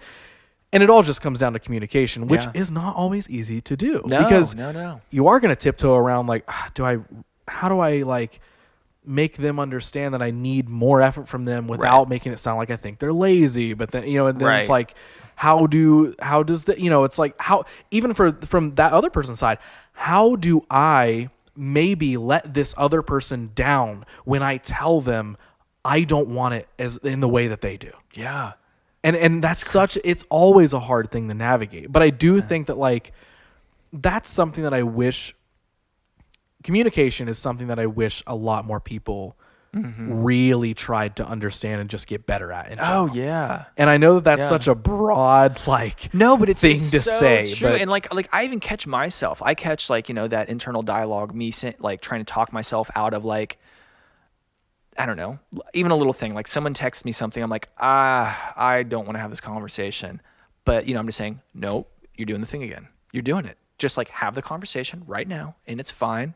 It's going to be a little bit of a friction point, but maybe not as bad as you think, and it usually isn't. Right. Yeah, because the funny thing is, I get that text that I don't want to answer.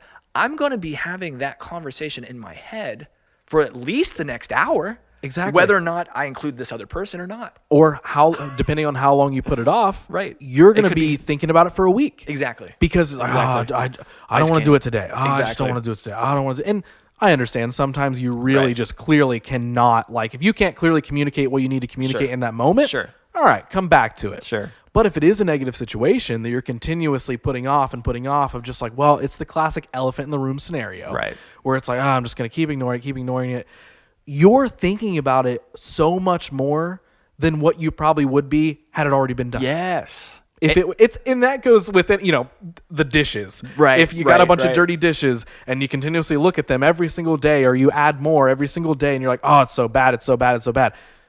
If you just do them, Just do those dishes, and you man. clean them, then it's not a problem. Then you don't have to look at the dirty dishes anymore. That's so true. It's so true. And like honestly, that's something that I've been trying to manage even more. Aside from, I think the communication has merit in itself, but it's more so that mental real estate that I hate giving up. Because if I'm having that conversation in my head, like I hate it and it bugs me so much that I'm allowing this little thing that I don't want to deal with to take up so much real estate in my mind. Because you're also going to think of all the different scenarios that it Exactly. could be when it might not be that thing at all. It's going to be one of them, but I'm allowing it to be a multitude. Yeah. And then what else should I be giving that mental real estate to? Anything creative, anything positive, anything, you know what I mean? Like there's such a fascinating like explanation of that. And again, citing my resources, I can't remember because it's just Right. one of the many podcasts I've listened to. Someone said it once. But there's this explanation that your brain doesn't always decipher or differentiate a scenario that you play out in your head and something that actually happens. Oh. In your brain, and what it sends to Right. your body and what it senses and the way you feel Right. is going to be the same whether it's real or imaginary. Oh, that's interesting. So when you're sitting and you're thinking, using this example, these Right. scenarios of, oh, I don't want to have that conversation, I don't want to do that thing, whatever, and you're playing that out in your head, your brain is sending signals to the rest of you that says, we are experiencing this shitty thing. You're and going through it either way. And we feel bad. So you're experiencing it Yeah. no matter what. And I know that's easier said than done But to just still, do it. Yeah. But if you're experiencing it, if it's living in your head Right. rent-free, Right.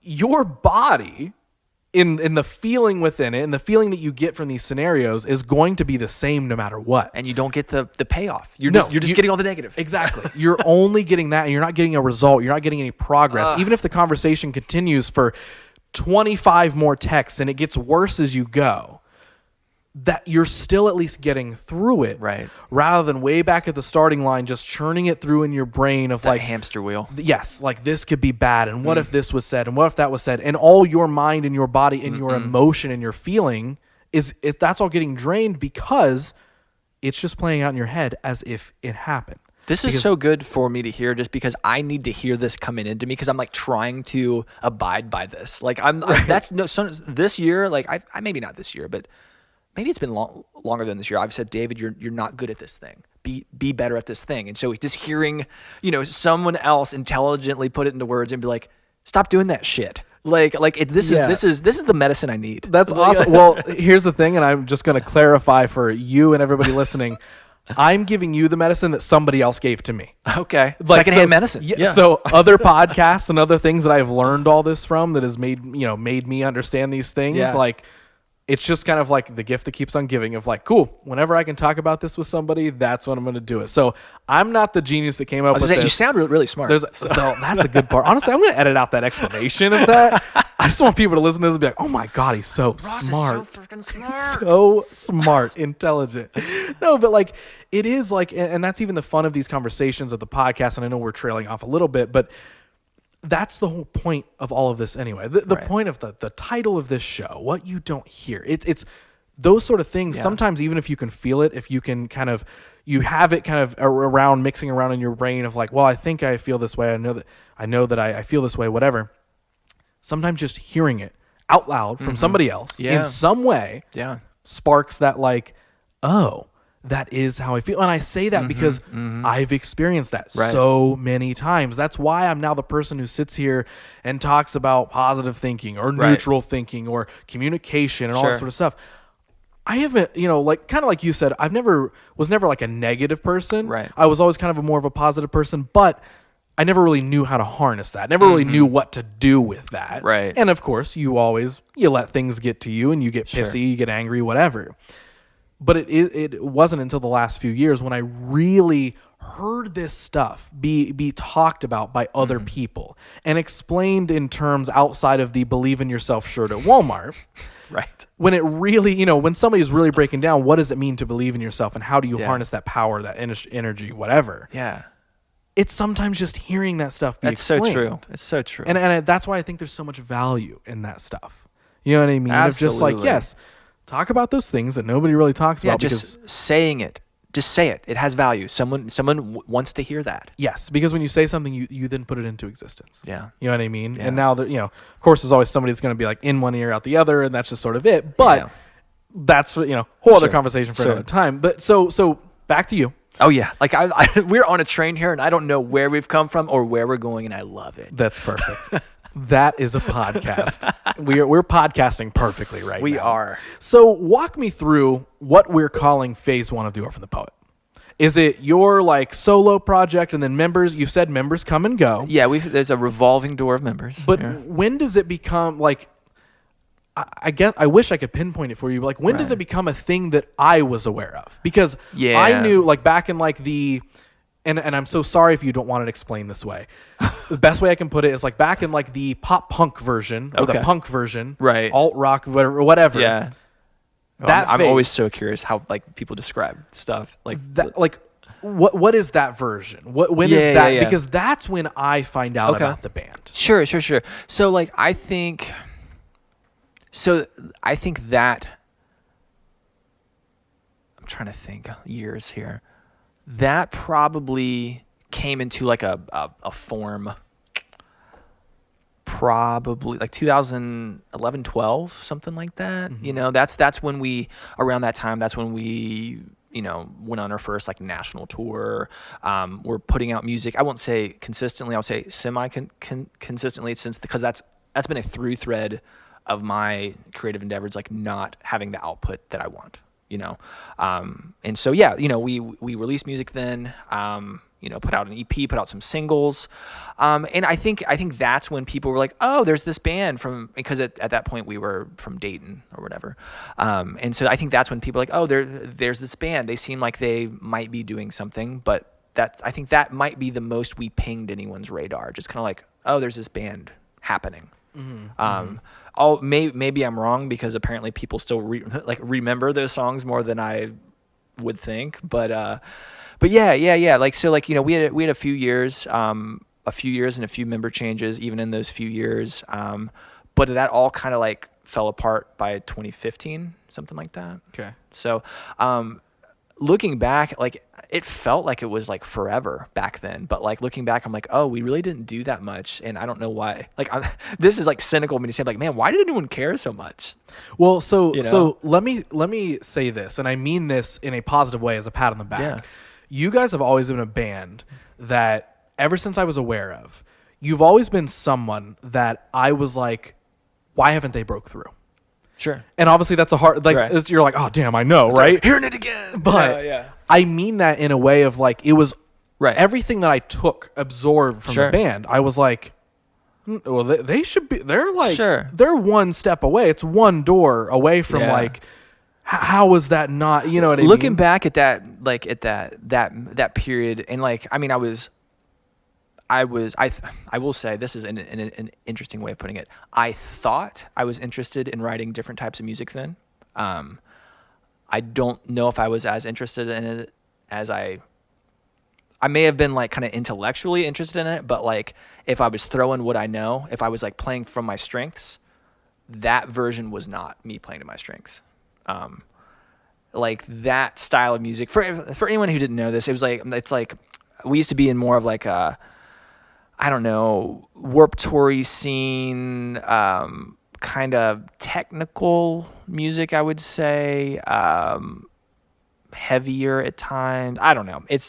I'm sorry, I would say go look it up, but you can't, or I hope you can't. Anyway, so like it was kind of that same thing, when I talked about, I want to be smart. It's like I was trying to play the game of like, let's be the band that can put the most notes in a guitar line or something like that.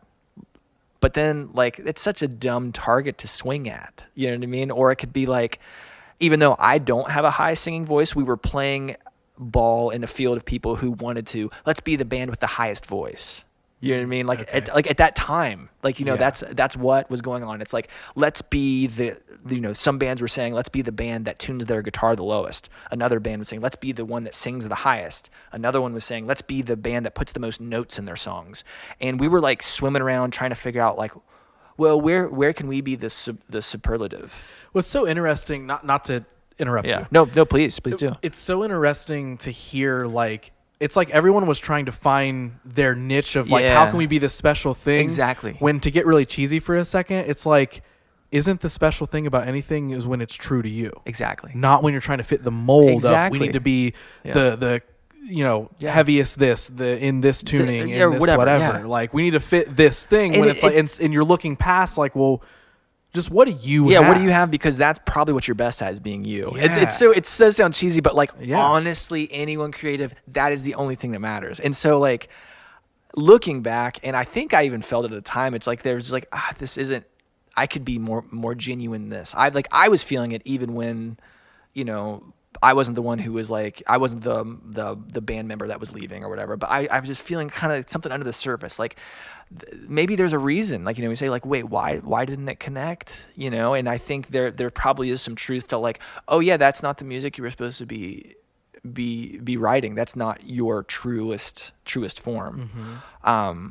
And I do think, just in general, I think an artist pursuit of their truest form is a lifelong thing. I don't think it's like, oh, I'm in my true form now. I've reached nirvana or whatever. You know what I mean? Mm-hmm. It's like it's definitely a moving target, but I do think you can trend closer. At least start playing in the realm that, like, this is probably where I should be focusing. And so just this like endeavor, I look back and I'm just like, man, who are you trying to be? What were you doing? You know? Yeah. And it's like, I won't, like, it's definitely not, I'm not embarrassed. I mean, like, well, of course, like, looking back and listening back to, like, old recordings that any musician has, they're probably like, oh my God, this is so bad. So, like, I'll always have that. Right. But as far as just like, man, you were kind of swimming around. You didn't know if you were going upstream, downstream, or what direction you were going. Which is funny, because I feel like if I were to sit down any musician who lived through that phase of the scene of anything, I feel like I would get a lot of similar answers. You think maybe is that just a product of the time? I think in a way that it is, and that's not to downplay anybody's individual experience. Yeah. I think in general, it was just like this wave of, like, everybody was, like we talked about, trying to find the niche that they could fit in, trying to find the trend that they could follow. Yeah. And I think in the last couple years, that has now stopped. And now you'll notice everybody's just doing what they want to do. To use a huge example, and we're going to get super into, like, music here for a second, but like a band like Bring Me the Horizon. Okay. Used to be this, you know, they were always sort of these like trendsetters, right? Yeah. So it went from like this like metalcore thing to like this radio rock thing to then they're putting like electronic music elements into all their songs and just doing whatever it is they want to do, right? And you have so many of these other bands, like, I feel like every band in the last handful of years started to identify, well, who do we really want to be? Right. And I think now when a band starts out, the phase of them trying to be something else is actually shorter, and they sooner find out who they want to be. That's interesting. So they're kind of the adolescent years of a band, you know, that they're finding themselves as a band that's interesting. That's really interesting. Maybe after the pod, I can give you some specific examples. Yeah. I don't want to like feel like I'm calling anybody out of like, well, they were this and now they're this. Exactly. But I feel like there's been a bunch of cases that are like, oh, they found their sound. Yeah. That's and who also they, it's kind of evident when it happens too, because you're like, oh shit, yeah, you guys should be doing that. Like it just kind of lands. Yes. And so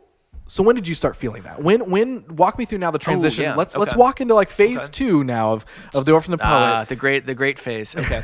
So what I like about this is like it's such an easy discernible time, because it's like, oh, I remember getting texts from everyone that they quit on this day, and then I still kind of looked at myself and said, well, you're not done writing, David. So just keep writing, And so like, going into that like extended, just like, well, we don't have a band, And I was talking to Jake. It's like, Jake, you still want to do music, right? He's like, yeah, of course, man. So like, we were still kind of like wrapping our minds around like, okay, what's this mean? Is it, do we do a different band? Do we try and do this? Do we like, what do we, you're really just trying to figure out what this means, but it was such a thing to have a partner in it that like was still saying, no, we're still pressing forward. We're just figuring this out. We'll make a new band and it'll be fine. And it was fine and it's great. So, we jumped into a writing phase, like I think all of 2015, basically, we just kind of like were writing songs and like looking back, like we definitely were trying to figure out like what our trajectory was, like where are we going to land? Like I remember Jake sending me some demos and I'm just like, it could have been like a Deftones song. I'm like, this is heavy. I don't know if we're this band, but I like that we're asking the question. You know what I mean? It's just like, let's just check it all, check out all the flavors that we might be interested in.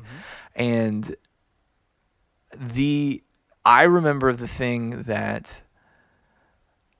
I guess I didn't know it at the time. Maybe Jake knew it. I remember when I wrote the song, Terrible Things, and I sent it to Jake and he's just like, oh shit, this is it. This is the one that means something. This is an inflection point. Like, what is this? One, it's a good song, which I appreciate someone saying. Cause I was just like, I don't know if I can write good music. I'm just like, we were doing this thing where like you had to put a bunch of notes in. We're not doing that anymore. Is this, you know what I mean? Like you don't really know what you're swinging at. And so, we wrote a few songs. We put out an EP around that song, Terrible Things. And that song specifically I think is the reason we're a band today. We sent that song to, I don't know how we got in touch with them. We got in touch with Spotify, and I don't know if we just sent it to like contact@spotify.com. I don't know I don't know how you go about it. I'm sure there was a long story there. And then an hour later, they're like, "Oh yeah, we're putting on these editorial playlists," and that moment right there, I'm like, "Oh, that's the only reason we're at any point right now." 2020 be damned, but like this was supposed to be an epic year for us. Like everyone was supposed to have an epic year, but I was like, "Holy shit!" Like I can trace back through at least 45-degree angle from that moment from that happening and the progress we've made to today. And so I'm just like, man, that's wild to think it's like, oh, it's that song. Just this to trace back the only reason anything happened, why the dominoes started to fall, was because of one song. And so why do you say that? Why was that the like starter point that like? Well, I would say, okay, so that's what made us realize that, oh, like we didn't know anything about Spotify before then. Like we were just like, oh, that's a thing people listen to. We didn't know there was a thing happening. And it's like, oh, okay, that's cool. Yeah, we've heard there's like playlists on Spotify. That's cool. Yeah. Okay. Yeah. Let's do that.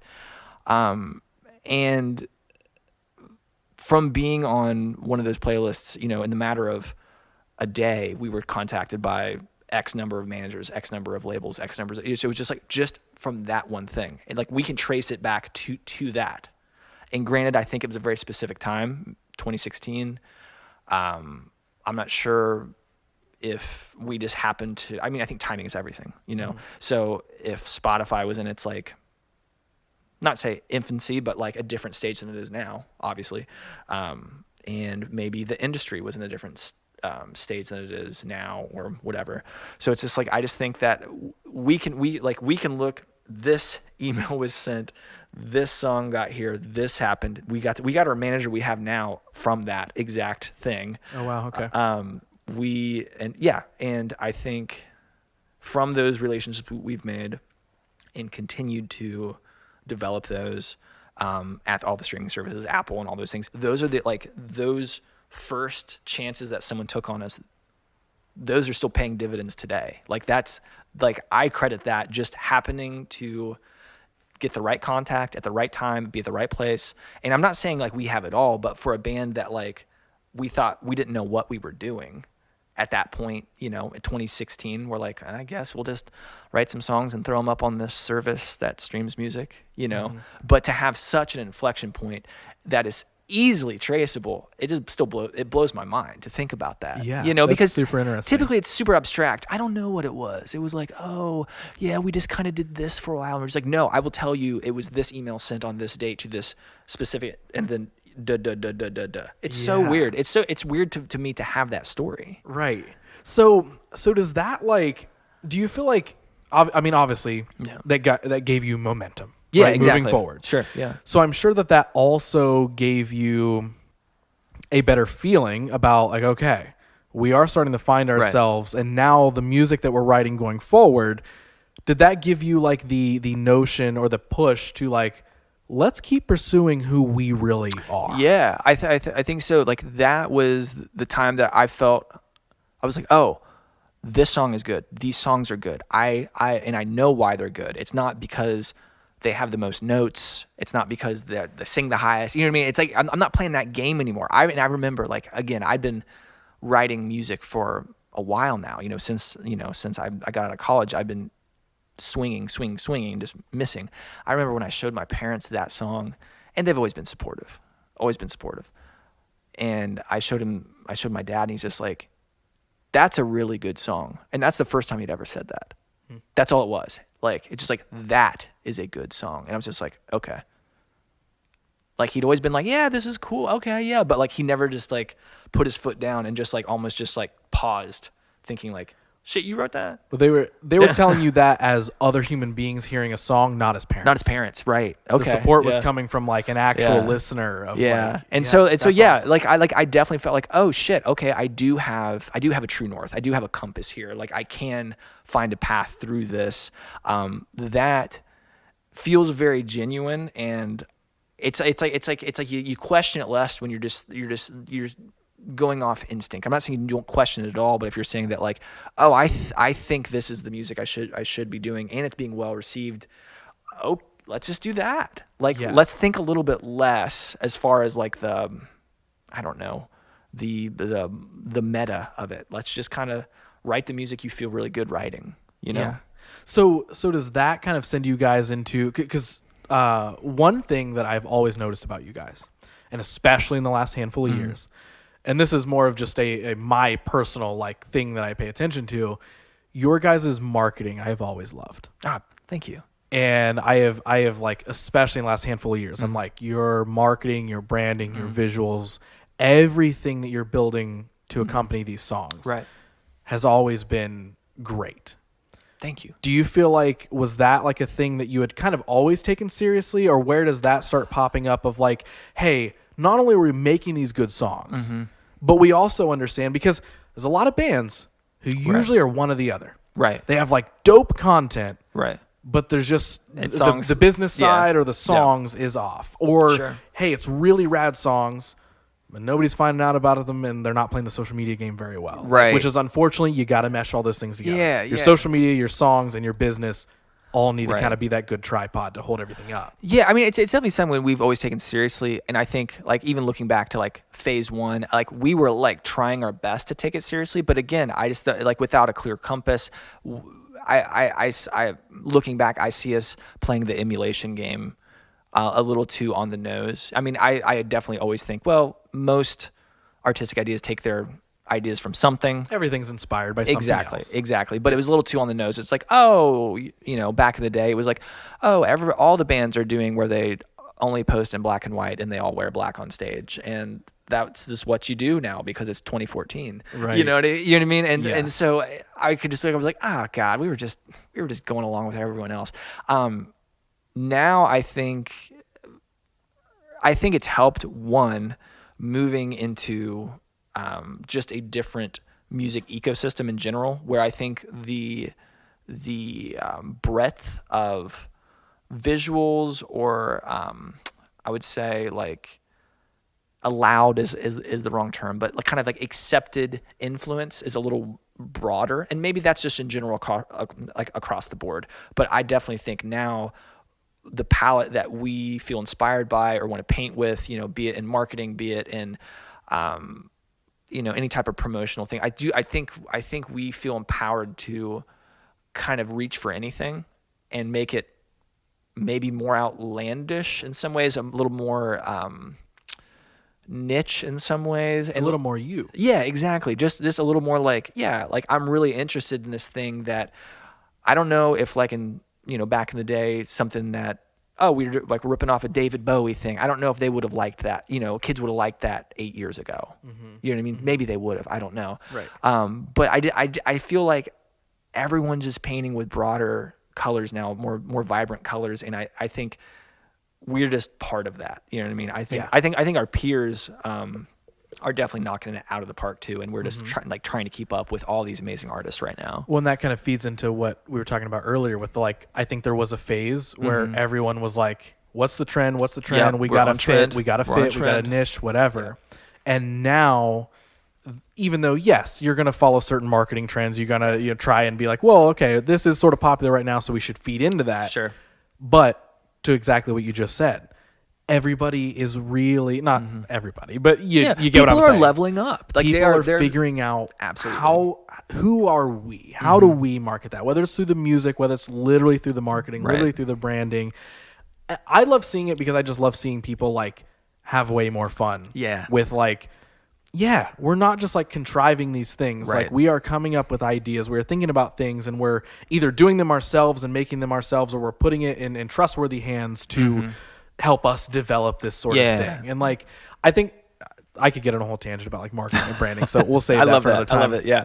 But yeah, that's one thing that I've always noticed about you guys, and for really sure in the last that. handful of years, I can just tell. I'm like, okay, you're finding it here. Yeah. And I think it's definitely been an earnest effort, and sometimes like I said, Jake and I will bicker about things, and we will go down rabbit holes of this or that. This is we will debate things to the nth degree, and sometimes I'm like, God, why do we do this? But that might be part of the process that yields just we really found this one very specific, very little nugget of a thing we want to do, and we just had to kind of spiral each other down to find that together, Yes. That's just part of the process with us. So before we start to wrap up, Sure. I've got a couple last specific questions. Ooh, okay. So we've caught up the timeline now, right? We've caught everything up. I think so. You're pretty much, we're at where you are now. Who is sitting right here? Sure. Orphan the poet, rock and rolling, doing all the cool things. Rock and rolling. Doing all the, whatever the kids say. What are the kids are doing? Whatever they're doing. So we've caught everything up, and I think both final questions, I guess they're both kind of deep thinker questions. Oh, okay. And if you don't want to answer them, at least one of them, you don't have to. I'll just leave, yeah. You can just leave and walk out and not edit around it. So one question that I would love to hear your answer to is, looking back at all of this stuff, whether it's even recent, whether it's years ago, whether it's anything. Okay. It could have been 6 months ago. Could have been this year. Okay. What would you say the most difficult time period of your life, whether it was a week, whether it was a month, whether it was 6 months, a year, what is the most difficult time period that you worked through, and how and why do you think you worked through it? Oh, okay. Let me think. Okay, I'm going to try and find something that's at least in the general recent, just to, because we talked back that, graduating college and kind of having the world handed to you then pulled away was a tough time, but I don't identify as much with that struggle anymore, just because that seems like ancient history. I barely even think I'm sure I am the same person as I was back then, but I want to believe at least I'm wiser, more mature, or I don't know. Oh yeah, I'm with you there. For sure. Leveled up in some way. Yes. Trying to think the hardest time. I mean, and I know we've all had hardship this year, and I don't want to say really anything this year, just because this has been such an asterisk. You know what I mean? It's we've all been. If we divide by the hardship that we've all had, maybe this year isn't that bad. You know what I mean? Sparing the tragic cases. I definitely think that the hardest time, I think going back is when I was explaining that kind of 2015 to 2016 kind of rebirth that, Jake and I experienced in launching this new chapter of our creativity together. And I don't know if I knew, like, maybe it's hard thinking back to it now, because maybe in that moment, I didn't realize that, like, oh yeah, you literally have nothing, and if you just stop, no one will have ever known that you did anything. So, because maybe I was just a little like, oh, whatever. But if I think back to having to go through that exact same thing now, of like having to reinvent myself, not necessarily reinvent, but like refined, maybe. Maybe I didn't invent myself, but I had to refine myself. I don't know if I would want to go through that again. Like, it just seems like that's not something I want to go through again. Because I believe, because also it would shatter the notion that I have something now, because if that's all going to fall away, then like, oh, you really didn't know shit. You thought you found yourself, but we've pulled the world away again, and it's all nothing, So no, I definitely want to believe that, the creative work I've done over the past 4 years has helped me understand where I'm at, just as a person, as a creative, as a person with a story to tell. And yeah, that the period that directly preceded that, of just like, I have no idea what I'm supposed to be creating. If I were to go through that today, I would be terrified. What's your advice to maybe somebody going through that right now? And not specifically in a band scenario or a creative scenario, but just maybe a person who's sitting and they're like, I feel like I have nothing, and I can't identify myself as anything. Ooh, like I don't know who I am. Yeah, which that's interesting, because I definitely think a lot of my identity is tied up in what I do. Like, me being a guy in a band who writes songs and sings and plays on stage when it's not this year.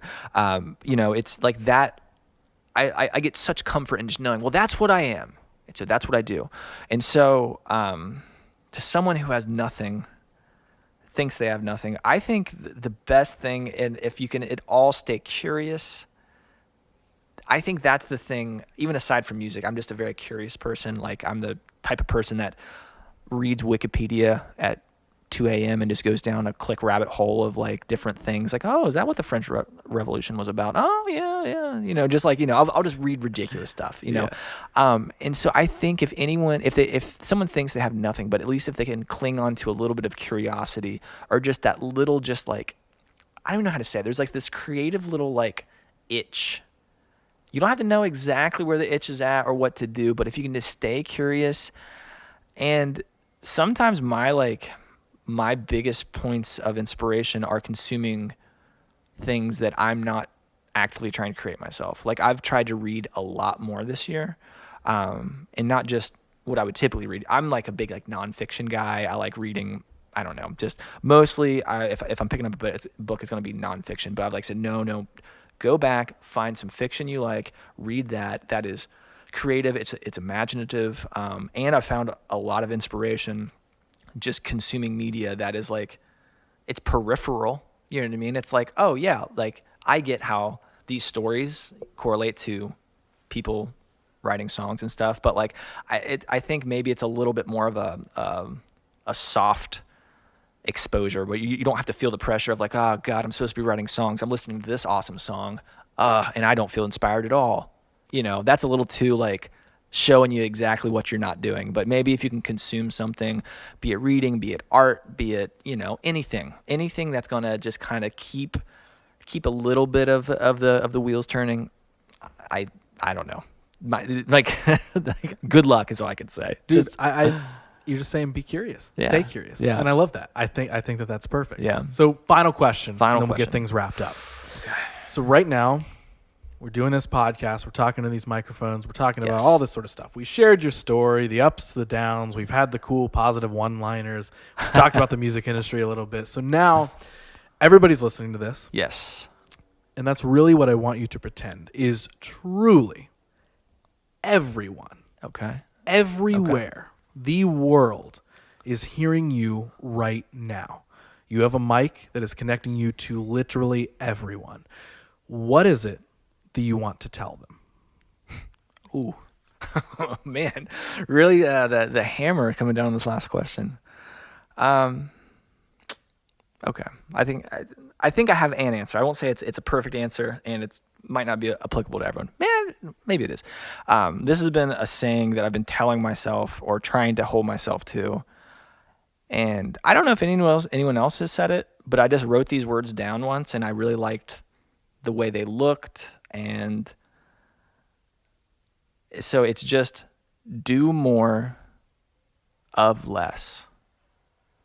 And to me, that means, just find the things that, it's the classic 80-20 thing. Find the 20% of things that give you 80% of the joy and just do those until you don't have time for anything else. You know what I mean? And so it's like find the minimalism in your life. For me, it's writing songs. If I can just write songs or just pursue creative things, I need to do more of that, and not worry about kind of the other things that I sometimes willingly piss away my time doing.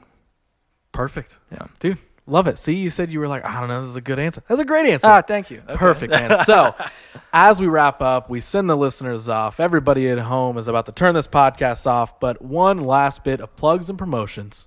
Where can people find you on the internet? Do you want them to check you out? Do you want them to check the band out? Anything like that? Where can they find you? Let's do both. Okay, so Instagram, Twitter are good. For me personally, that is David, TOTP. And that's for both of those, the Instagrams and the Twitters. And the band, if you go to TOTP band, you can find us there too. Perfect. Oh, I need to tell you about an idea. So... the pitch. Here we go. This is literally a pitch. I had, and it's too late now, so I'm just going to tell you for fun.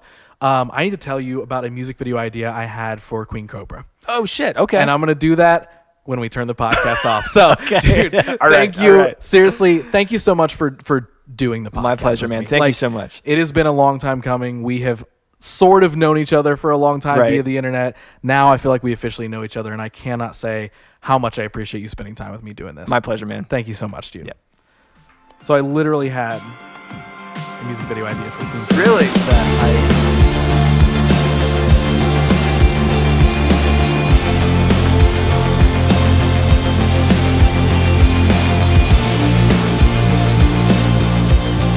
Man, a fun freaking conversation, you guys. So if you felt that way, please shout it out online, show someone, share this with anyone. A simple way to do that is to screenshot you listening to this, toss it on your IG story, tag me, tag David, tag the show at WYDH Pod, and let us know what you thought. This was another slightly long one this week, and I just can't help it. We take these deep dives into who these people are and all their thoughts and dreams and goals and everything, all these things. And when you do that, there's probably a good chance you run a little long. And listen, I'm not complaining, all right? If I knew people would listen to the whole thing, I'd let these shows go on for literally 4 hours plus. I love talking to people. If you didn't know that by now, you probably should. I love talking. So if you don't, actually, let me throw this at you real quick. If you don't like long episodes like this one and want a quicker fix of what you don't hear, something I often forget to plug on these shows is the 15-minute version of this podcast called a 15-Minute Friday. They're released on, you guessed it, most Fridays, where myself and a returning guest sit and chat about a specific subject, sharing actionable advice and opinions all within 15 or so minutes. So if you do want them shorter or you want them more specific, be on the lookout for those. So if you do subscribe on iTunes and Spotify, you'll never miss an episode when it releases. When it comes out, it'll go straight into your feed. So there's all the plugs and promotions. I mean, we talked for a long time. That was a long episode. You get it. I'm stoked about it. I want you to check out the podcast. I want you to shout it out. Let's just wrap it up. So share it, subscribe to it, rate it, review it. All in all, I just hope you enjoy it. So, as always, I'll be back saying these exact same things in the next episode with another guest and another story that you've never heard.